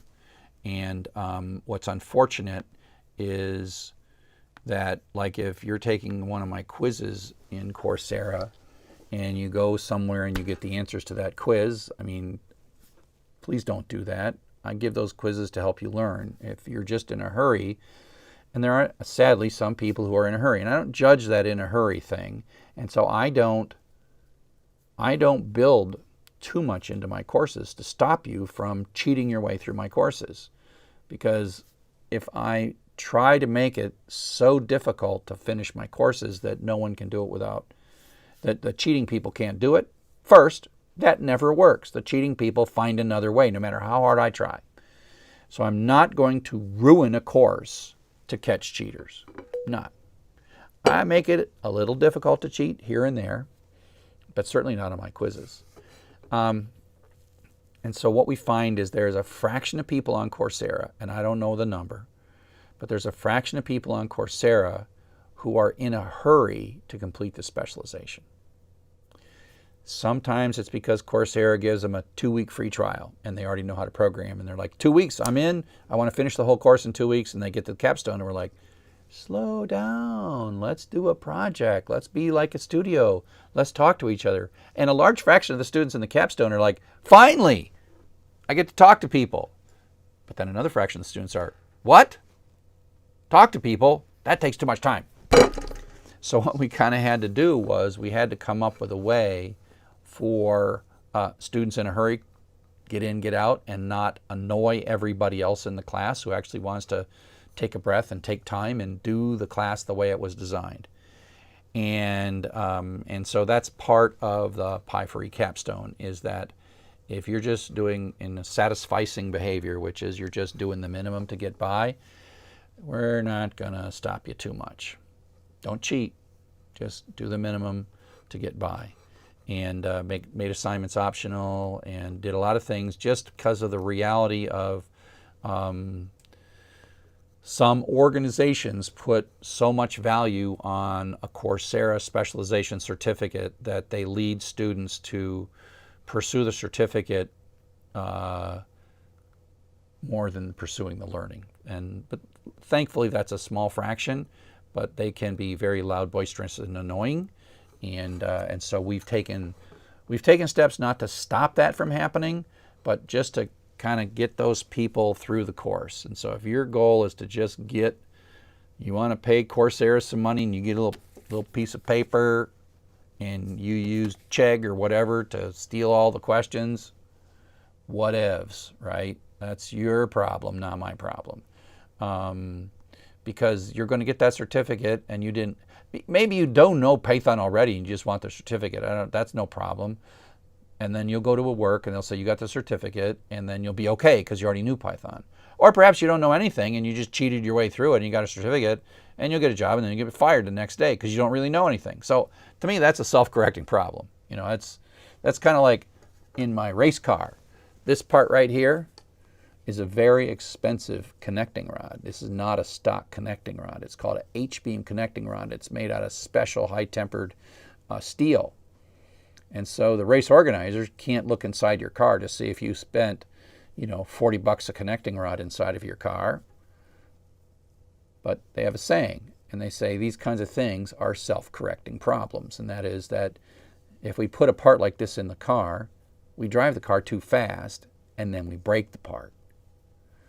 And that's what happened. And so when the race officials brought this to us, they said, that doesn't look like a stock part to me. And of course, everyone laughs at that point because it ain't racing if you're not cheating. That's one of the sayings of racing. So if you're cheating and you can put expensive parts inside your engine and they can't see them, you do it.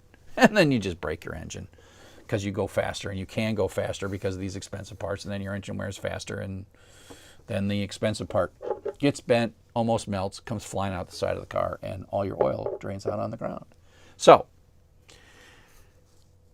that's a self-correcting problem. If you are cheating your way through my classes, that is a self-correcting problem. Good luck on you. And I'm not here to be. Coursera has a strict rule about representing work as your own work. And so if you're turning in graph images, and you went to some download site on Chegg that told you upload these 3 images and you'll get through assignment 4, we know what those images are. And you just cheated because we know they came from Chegg or whatever Chegg is. I don't even know what Chegg is, but my kids talk about it, so that's how I know Chegg.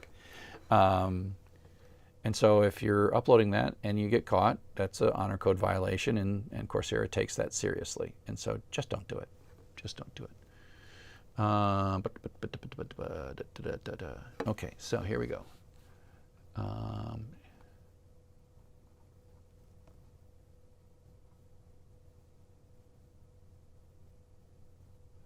Yeah, Roberto, hi. I would like to ask if I am completing courses in specialization Pi for E, what would I recommend to continue? I built Django for Everybody to be what you take next, but don't think of it as you have to be a web developer. Think of it as this is just strengthening you as a Python programmer. And you're going to struggle and you're going to bang your head against the wall, and one day, one way or another, between you and a master programmer, between you now and you as a master programmer, there will be struggle. And it almost doesn't matter. And that's why I think Django for Everybody is a great next step. You might actually find you like web development too. That's the other thing. And so I really built Django for Everybody as the class to take right after Python for Everybody. I would say another class to take right after Python for Everybody is Pi 3. Python 3 from the University of Michigan. It is more of a computer science style class. It is more rigorous. It's got way more detail. It teaches you way more Python than I do. And it's a good review of Python because you haven't got to the point where you're a master programmer yet. And again, you can do really well in Python for Everybody, and you will still struggle with Python 3, even though the topics are kind of the same. It's just they cover the topics in greater rigor and depth in Py 3. And like I said, between you today as an apprentice and you in the future as a master, there is struggle and banging your heads. And so if you take Python 3 and you're like, wow, this is hard, I wish they'd make it easy. Well, sorry, it is easy. It's just you don't know it yet. And so you've got to work through those things. And so Py 3, Django for Everybody, away you go. And so I would say, I have set those classes up: Python for Everybody, Django for Everybody, Web Applications for Everybody, and Postgres for Everybody, to create the on-ramp for your journey to being a master programmer. And so that's those courses in that order. Is there's a plan. There's a plan. I'm just not done with that plan.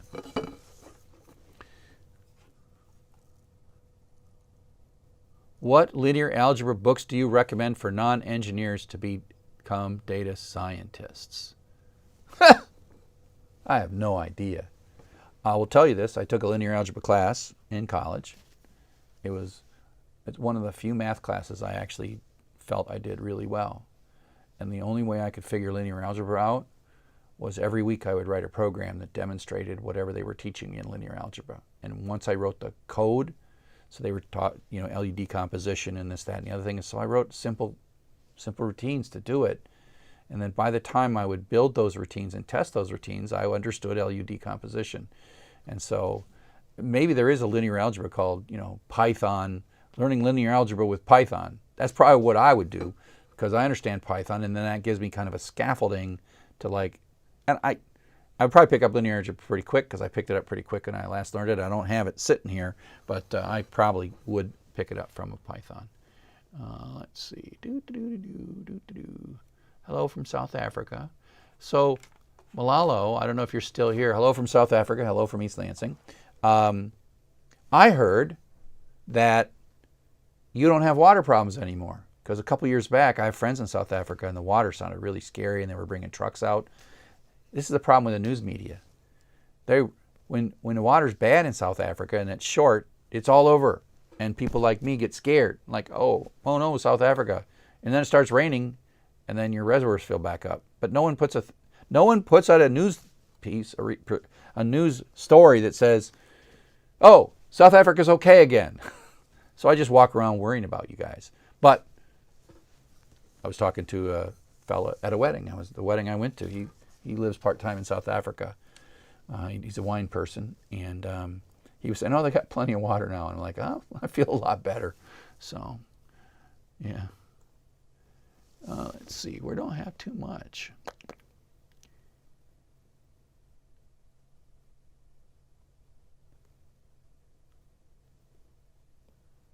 Yeah, so Dr. Chuck, I was your first graduate in Python Programming 3. So when I switched it, I'm currently, I don't know what DE2 means in Amazon. Oh, holy crap. You're at Amazon? Holy crap. And you took my course and it helped? I like that. But that brings up a good point. I'm always harping on this long journey to be a master programmer. That long journey is not always essential. You can short-circuit that journey as much. Some people take literally the first 2 classes of Python for Everybody, and then they drive their life in a different direction. And the key is, if you can get from a really small amount of actual core skill into a job that will support you and nurture you and help you grow, then that's all you need. What I'm talking about when I talk about the long progression to master programmer is if you can't find a job and there's no one that's going to take a risk on you and no one that's willing to help you and mentor you and pay you to learn. So if you took 2 Python for Everybody courses and then you got a job and you're being paid to learn. But that's because that company knows that you will learn fast and you know some Python, and that's way better than knowing no Python. And so as soon as you can get someone to take a risk on you, you have in that job, and if you're still here, IMSSHFAY. That's probably not your name. It's probably your handle. If you're still here, I'm curious. Like, talk a little bit about. You're probably gone. You're not here. 0 dislikes. Yeah. Yeah, you're probably not here. But I would just love to know what the first 6 months of your job was like. Right, so I do get a lot of stories, and I should start I get a lot of email that says, I took your course, and I took this course, and now I'm doing this, right? I'm doing X, Y, Z, and I need to ask the following question over and over and over again of everyone, like, tell me what the first 6 months of that job was like, because I know from what you told me that you were not ready for the job that you just described you're doing. So there had to be some on-the-job training. There had to be some company or person that took a risk and invested in you. And I want to understand that. I know how it is after you get it all figured out. It's like you're working. It's kind of like we were talking about. Do people type on the keyboard really fast? Yeah, but only after they figure out what to type, right? It takes a long time to figure out what to type, but then once you got it in your head, you type it fast. And the same is true for a job. You're like, I'm an awesome X, but like, how'd you get there? That to me is the real question. Maxime, Python for everybody plus Python 3 plus Django for everybody equals amazing. I agree. I think that's a great pattern. I also like, as much as I'm trying to be your whole teacher for your whole life and meet all of your needs, I like learning from different teachers. I mean, even if one teacher is better than others, nobody's the same and everyone has different strengths. There's no such thing as the right teacher and the best teacher or whatever. Even teachers who frustrate you can teach you different things. And my style of teaching is very sort of like, you can do it, you can do it, you can do it. Some teachers are like, you should do it, you should do it. And you need both. You really need both. You don't just need, hard, tough teachers that challenge you. You also need some teachers that support and nurture you. But if all you ever have is teachers that support and nurture you, well, then that's not good. So you need diversity in who you learn from. S. Kumar, I'm stuck in the network socket chapter connect. I need your help on, holy mackerel. I need your help on how to use Postman API in Python with all the JWT token authentication. So, S. Kumar, I don't have the answer for that. The JWT Java Web Tokens or JavaScript Web Tokens, I have always found that there's so many good libraries out there because it's a very mature technology, and I just have to bang through and find my way through Stack Overflow. I've never really taught or seen like a undergraduate class in Java Web Tokens and APIs. Because each of them is just not so much the JWT, because there's always libraries that, you get your key, your secret, or whatever, and you jam in your data, and the JWT comes out, and you send it, and it works. The JWT has never been the problem for me. That's just a few lines. It's a hard stuff. So when I was first learning Java Web Tokens, it actually was some of my best use of what we call unit tests. And if there's one thing that's really missing in my courses that I should add, and that's more focus on unit tests. And if you ever look in the background of my office, I've since erased the board, but there's been this thing on my office for like 3 years that says more unit tests in my courses.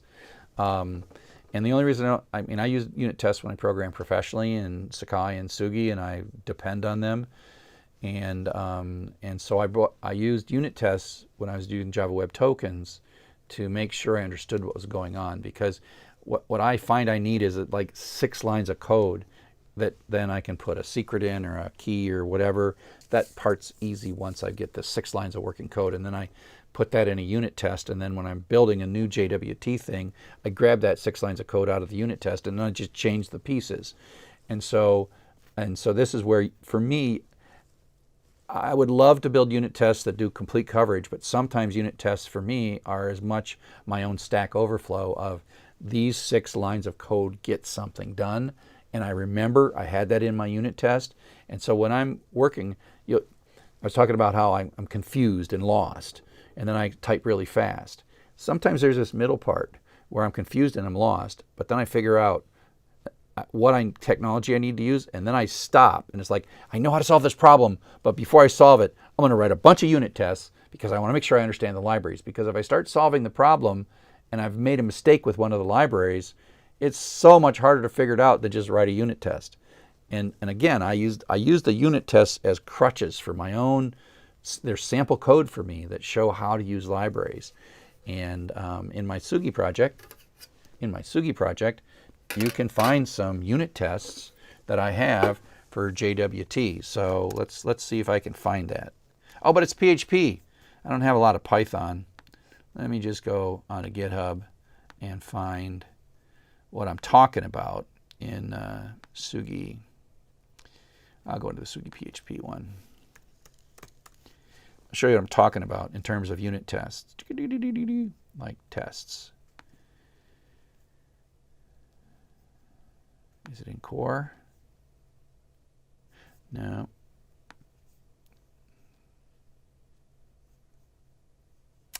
Maybe it's down in util.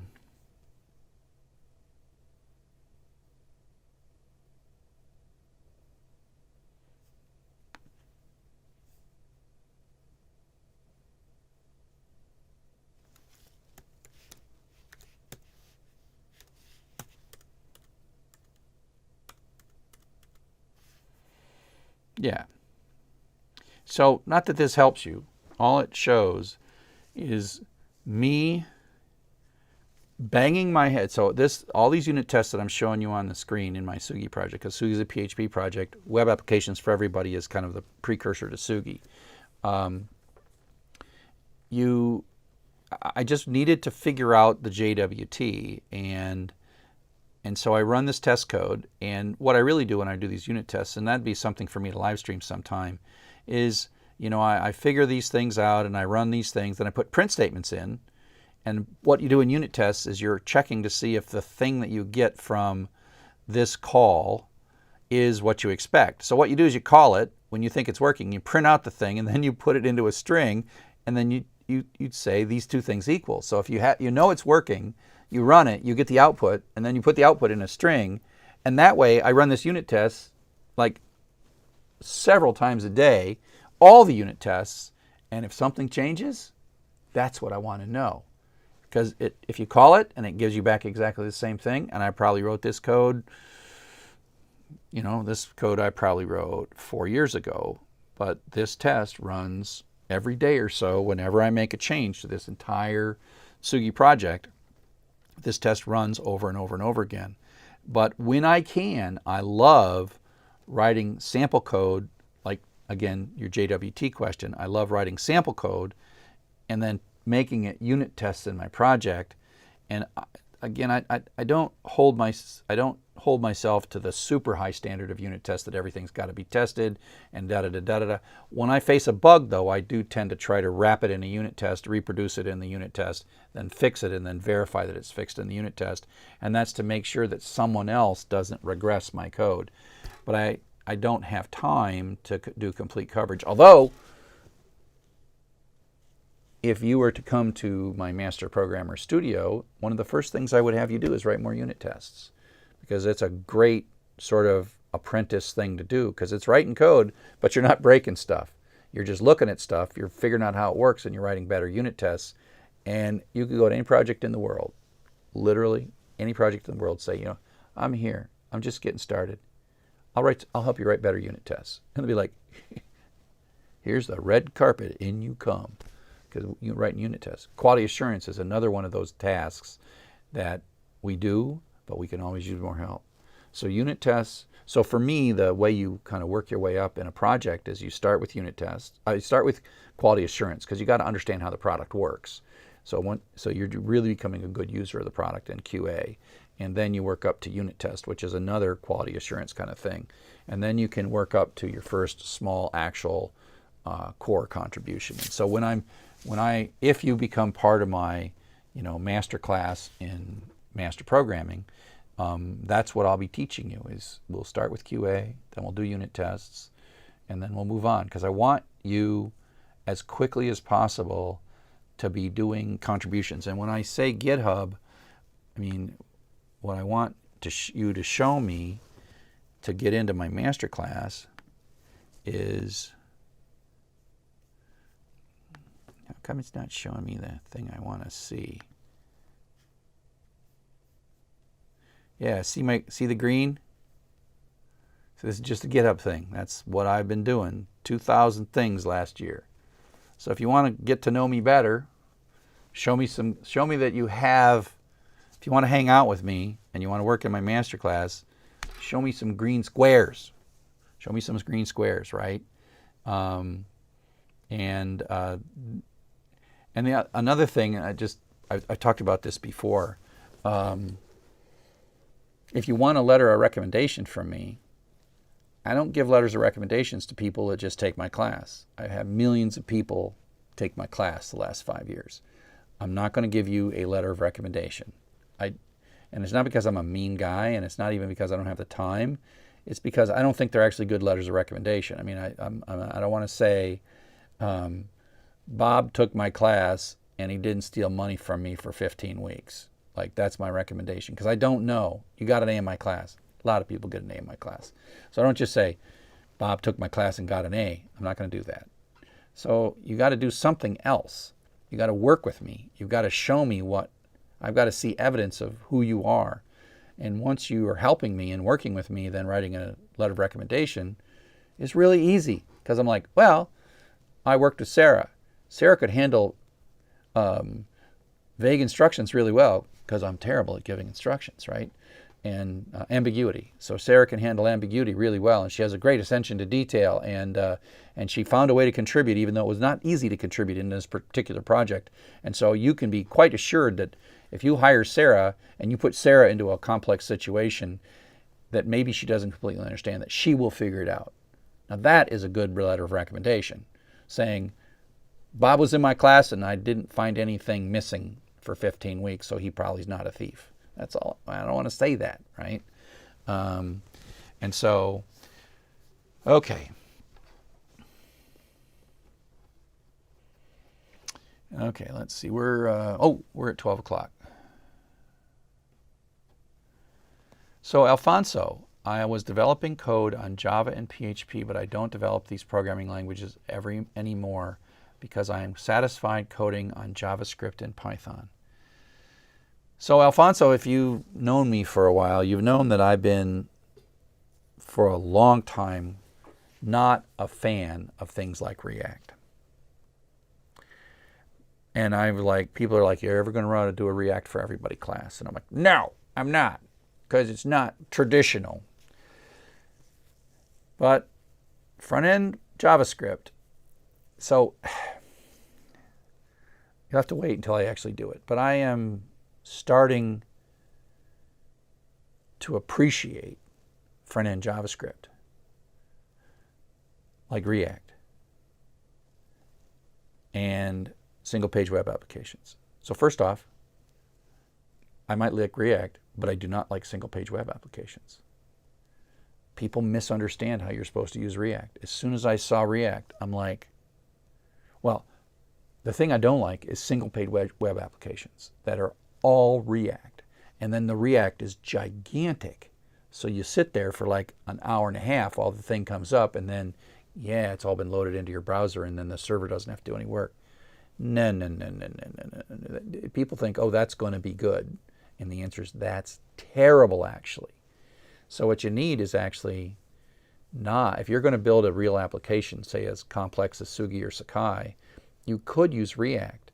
But instead of being one single-page web application, what do you want it to do? Something as complex as Sakai.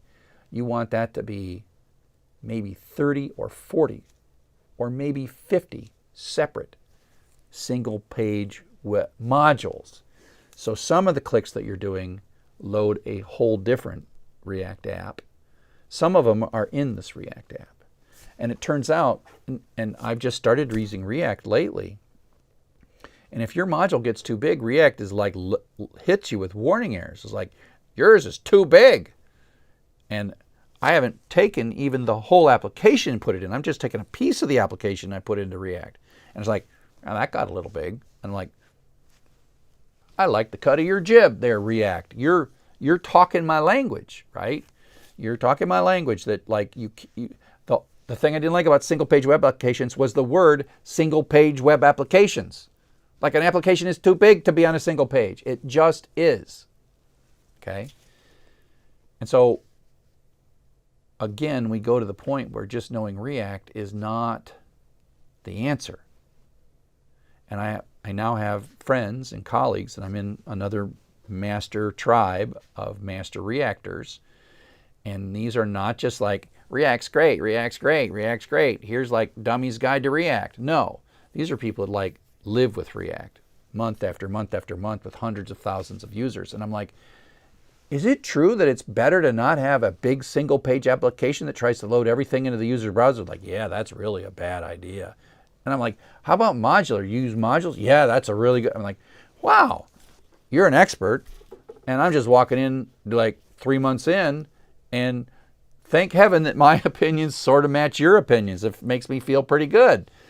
And so I think part of the problem with React, just like a part of the problem, a lot of things in technology, is I think it's taught wrong. And I think people who are just coming at it and they just dive in head first and they're like, this is good, and they just overuse that one thing without realizing what they're accomplishing. And this is where I think if you come from Java and PHP and then you go to a React, I think you're actually at a tremendous advantage. And I would say if you want to learn React, you should still take Django for Everybody, learning Django and Python, web applications for everybody, learning PHP, MySQL, and HTML, and then learn React, because you will be better at React. You should learn JavaScript before you learn React. You should be walking to React with enough tools in your arsenal to see that there are choices that you can. There's not just one way to do React. There are good ways to do React, and there are bad ways to do React. And the way you know the good from the bad is not being an expert in React.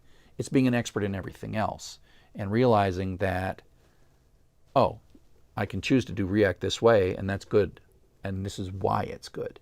But if you just like, oh, just React is magic, I just hit a bunch of buttons. Now, the one thing in your, Alfonso, I was coding a lot in Java and PHP and don't develop it. I'm satisfied coding in JavaScript and Python. I'm curious if you're using Python in the back end, right? Yeah, so I like reactive programming. The question is, what's your back end, right? What's your back end? What's actually talking to your database? Are you using Node and Mongo? Or are you using, so the people I know like using React in the front with a modular view, i.e. not a single monolithic application, and Laravel and PHP in the middle, and then Postgres in the back. So the whole stack, right? A modular approach to React, Laravel and PHP, and then Postgres in the back. And the only thing that happens in the Laravel and PHP is REST web services. And that scales pretty well. And so the question is, you still got to write a little PHP in that. And for you, are you using hi,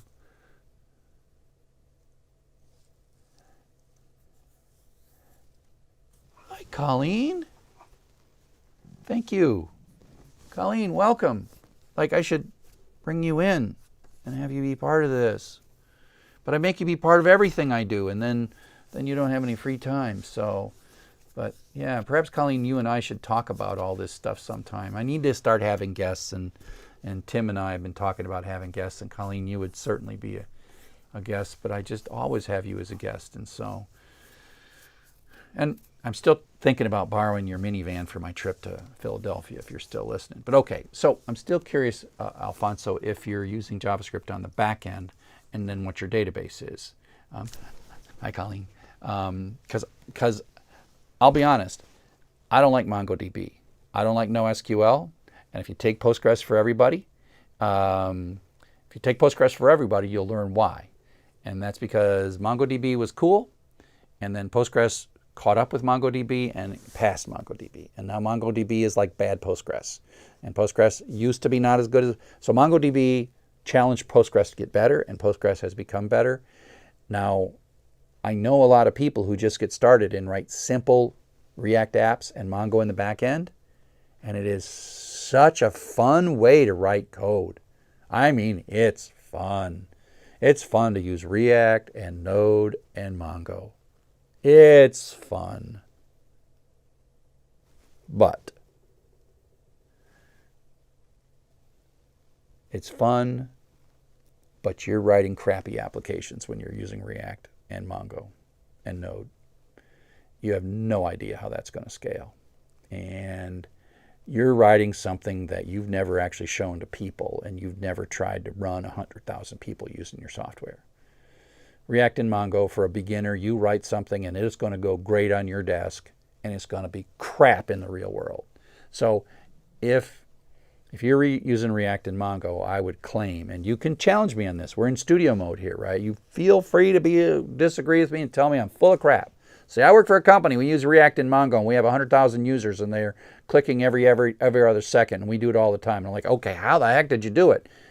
But I'm predicting that if someone says I'm using React and Mongo, that means that you're in the late apprentice, early journeyman stage, and you've never actually deployed a real application, right? And so that's, but I could be wrong, and that's why this has got to be a two-way conversation, because I need to learn too. And so one of the things that I learned in the past 6 months is that React is not horrible. And if you do React the right way, it's surprisingly amazing. And Colleen, one thing you'll be happy about is as you're a React developer, Colleen, have you written a React application? Because as you're a React developer, it is running like, is it Axe? There's this accessibility thing. And if you make an accessibility mistake and you hit the refresh, it it pops up a message right there that says, you just did accessibility bad, fix it. So you literally, as you're developing, React is telling you when you're not doing accessible stuff.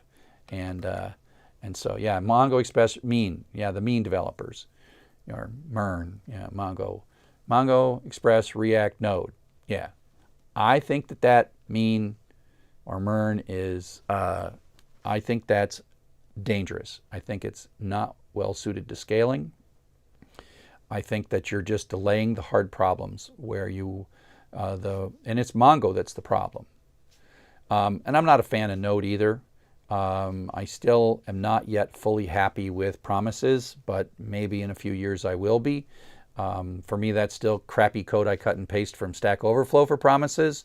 And I'm sure some of you listening are more sophisticated than I am when it comes to promises. So, okay. So we will answer the question that's now been asked a couple of times, and then we will, yeah. I use handlebars too now, but I love the accessibility. And Colleen, we can sit down and talk together, and I can show you the stuff that, I bet, hey Lou, the responsive web course you're doing through Coursera's React, Mongo, and Node, here's the thing. Go ahead and learn it. Go ahead and learn it. But don't start a company. By the time you can learn it, because it's just like Django for everybody. I teach Django. I am not starting a company based on Django. Okay? So there's a difference between what you learn and what you start a company with. And so when I said React, Laravel, and Postgres, that's like now you're in the deep water at this point. And so if you're going to go in the deep water, don't go in the deep water with React, Mongo, and Node, because you're going to drown. So if you start a company and you spend $100,000 of your money to build a really cool web application in React, Mongo, and Node, you just wasted your money. And you will learn an important lesson, and then you will rewrite it. But here's the thing. The fact that you're taking a course in React, Mongo, and Node is not bad, because it's easy to learn. And one of the things we've got to do when we're teaching you at the beginning is giving you things you can handle to build yourself the base to work from. So for me, Lou, don't stop that class. Keep going on that class. Just in the back of your mind, say, I'm not going to start a company. Like Ruby on Rails. I hate Ruby on Rails. It's worth learning. But it's not the way to start a company, because it's just a long story. And so for me, I am not teaching. The things I choose to teach are not the things that you should start a company with. So I should be careful when I say this is good, this is bad, because sometimes things that are good for learning are bad for starting a company with and running at scale.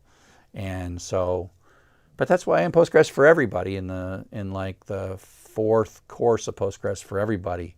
It's all about these questions about scaling and architecture, and give you some kind of at least handle on how things go fast. And I'm still out of time, but let me answer. Yeah. So yeah, Colleen said the same thing.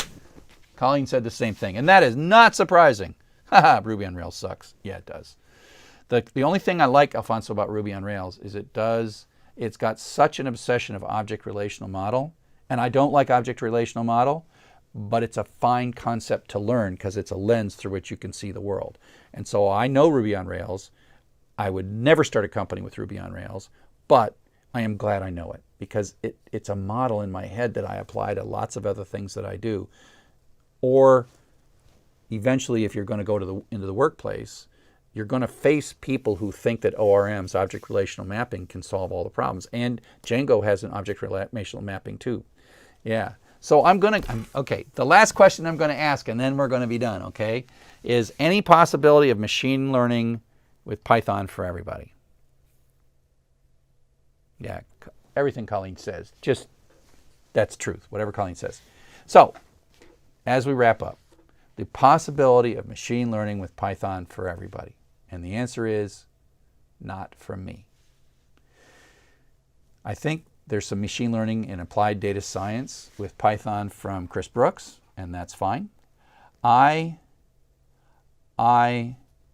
Machine learning is a narrow technique to me. Machine learning is rebranded statistics, and that's not that statistics is bad, but statistics is React's fine for the startup. It's Node and Mongo that's bad for the startup. You can do a startup if you're good at React. But likely, if you haven't written a React application that went large, you won't necessarily know as you write it where the tripwires are where you're going to fail. So, but machine learning. In my world, the number of times that I've used statistics and needed statistics to write good software are so low. And so machine learning to me is not really a part of programming. Machine learning is part of data science. It's like you're an economist or you are a physicist. It's like machine learning is like statistics, which is different than you put me in any million-line piece of code and tell me to find a bug and I'll find it, which is master programming, which is mastering the art of programming, right? That's different than I know how to machine learn and I know how to use this XYZ library that uses this really weird chip that Amazon or Google has invented. It does it even faster. That's a good thing to know how to do. It's not a bad thing because there's companies that want to pay you for that. But that's just the use. Like, I don't teach a class on how to build a really good router for network traffic. I don't teach a class on that. I teach class on master programming. Now, maybe you go to work at a place that's the libraries that you're going to use are machine learning, or the libraries that you're going to use are network libraries or IP libraries or whatever. That's not what that's not my space. I'm interested in going down the path of master programmer, where you can program anything, which is the alternative path, computer science, master programmer. And data science could be another path. And so what will happen is my courses, the first half, the apprentice courses, are to prepare you for computer science, prepare you for data science, prepare you for whatever, and prepare you for the science of master programming, right? And so I don't consider machine learning or data science on the track of master programming. But that doesn't mean that you can't take the apprentice classes and then turn into an expert in something else. And so, okay, so so I think with that, I think we will wrap up, and we will see you in 4 weeks. Cheers, everybody.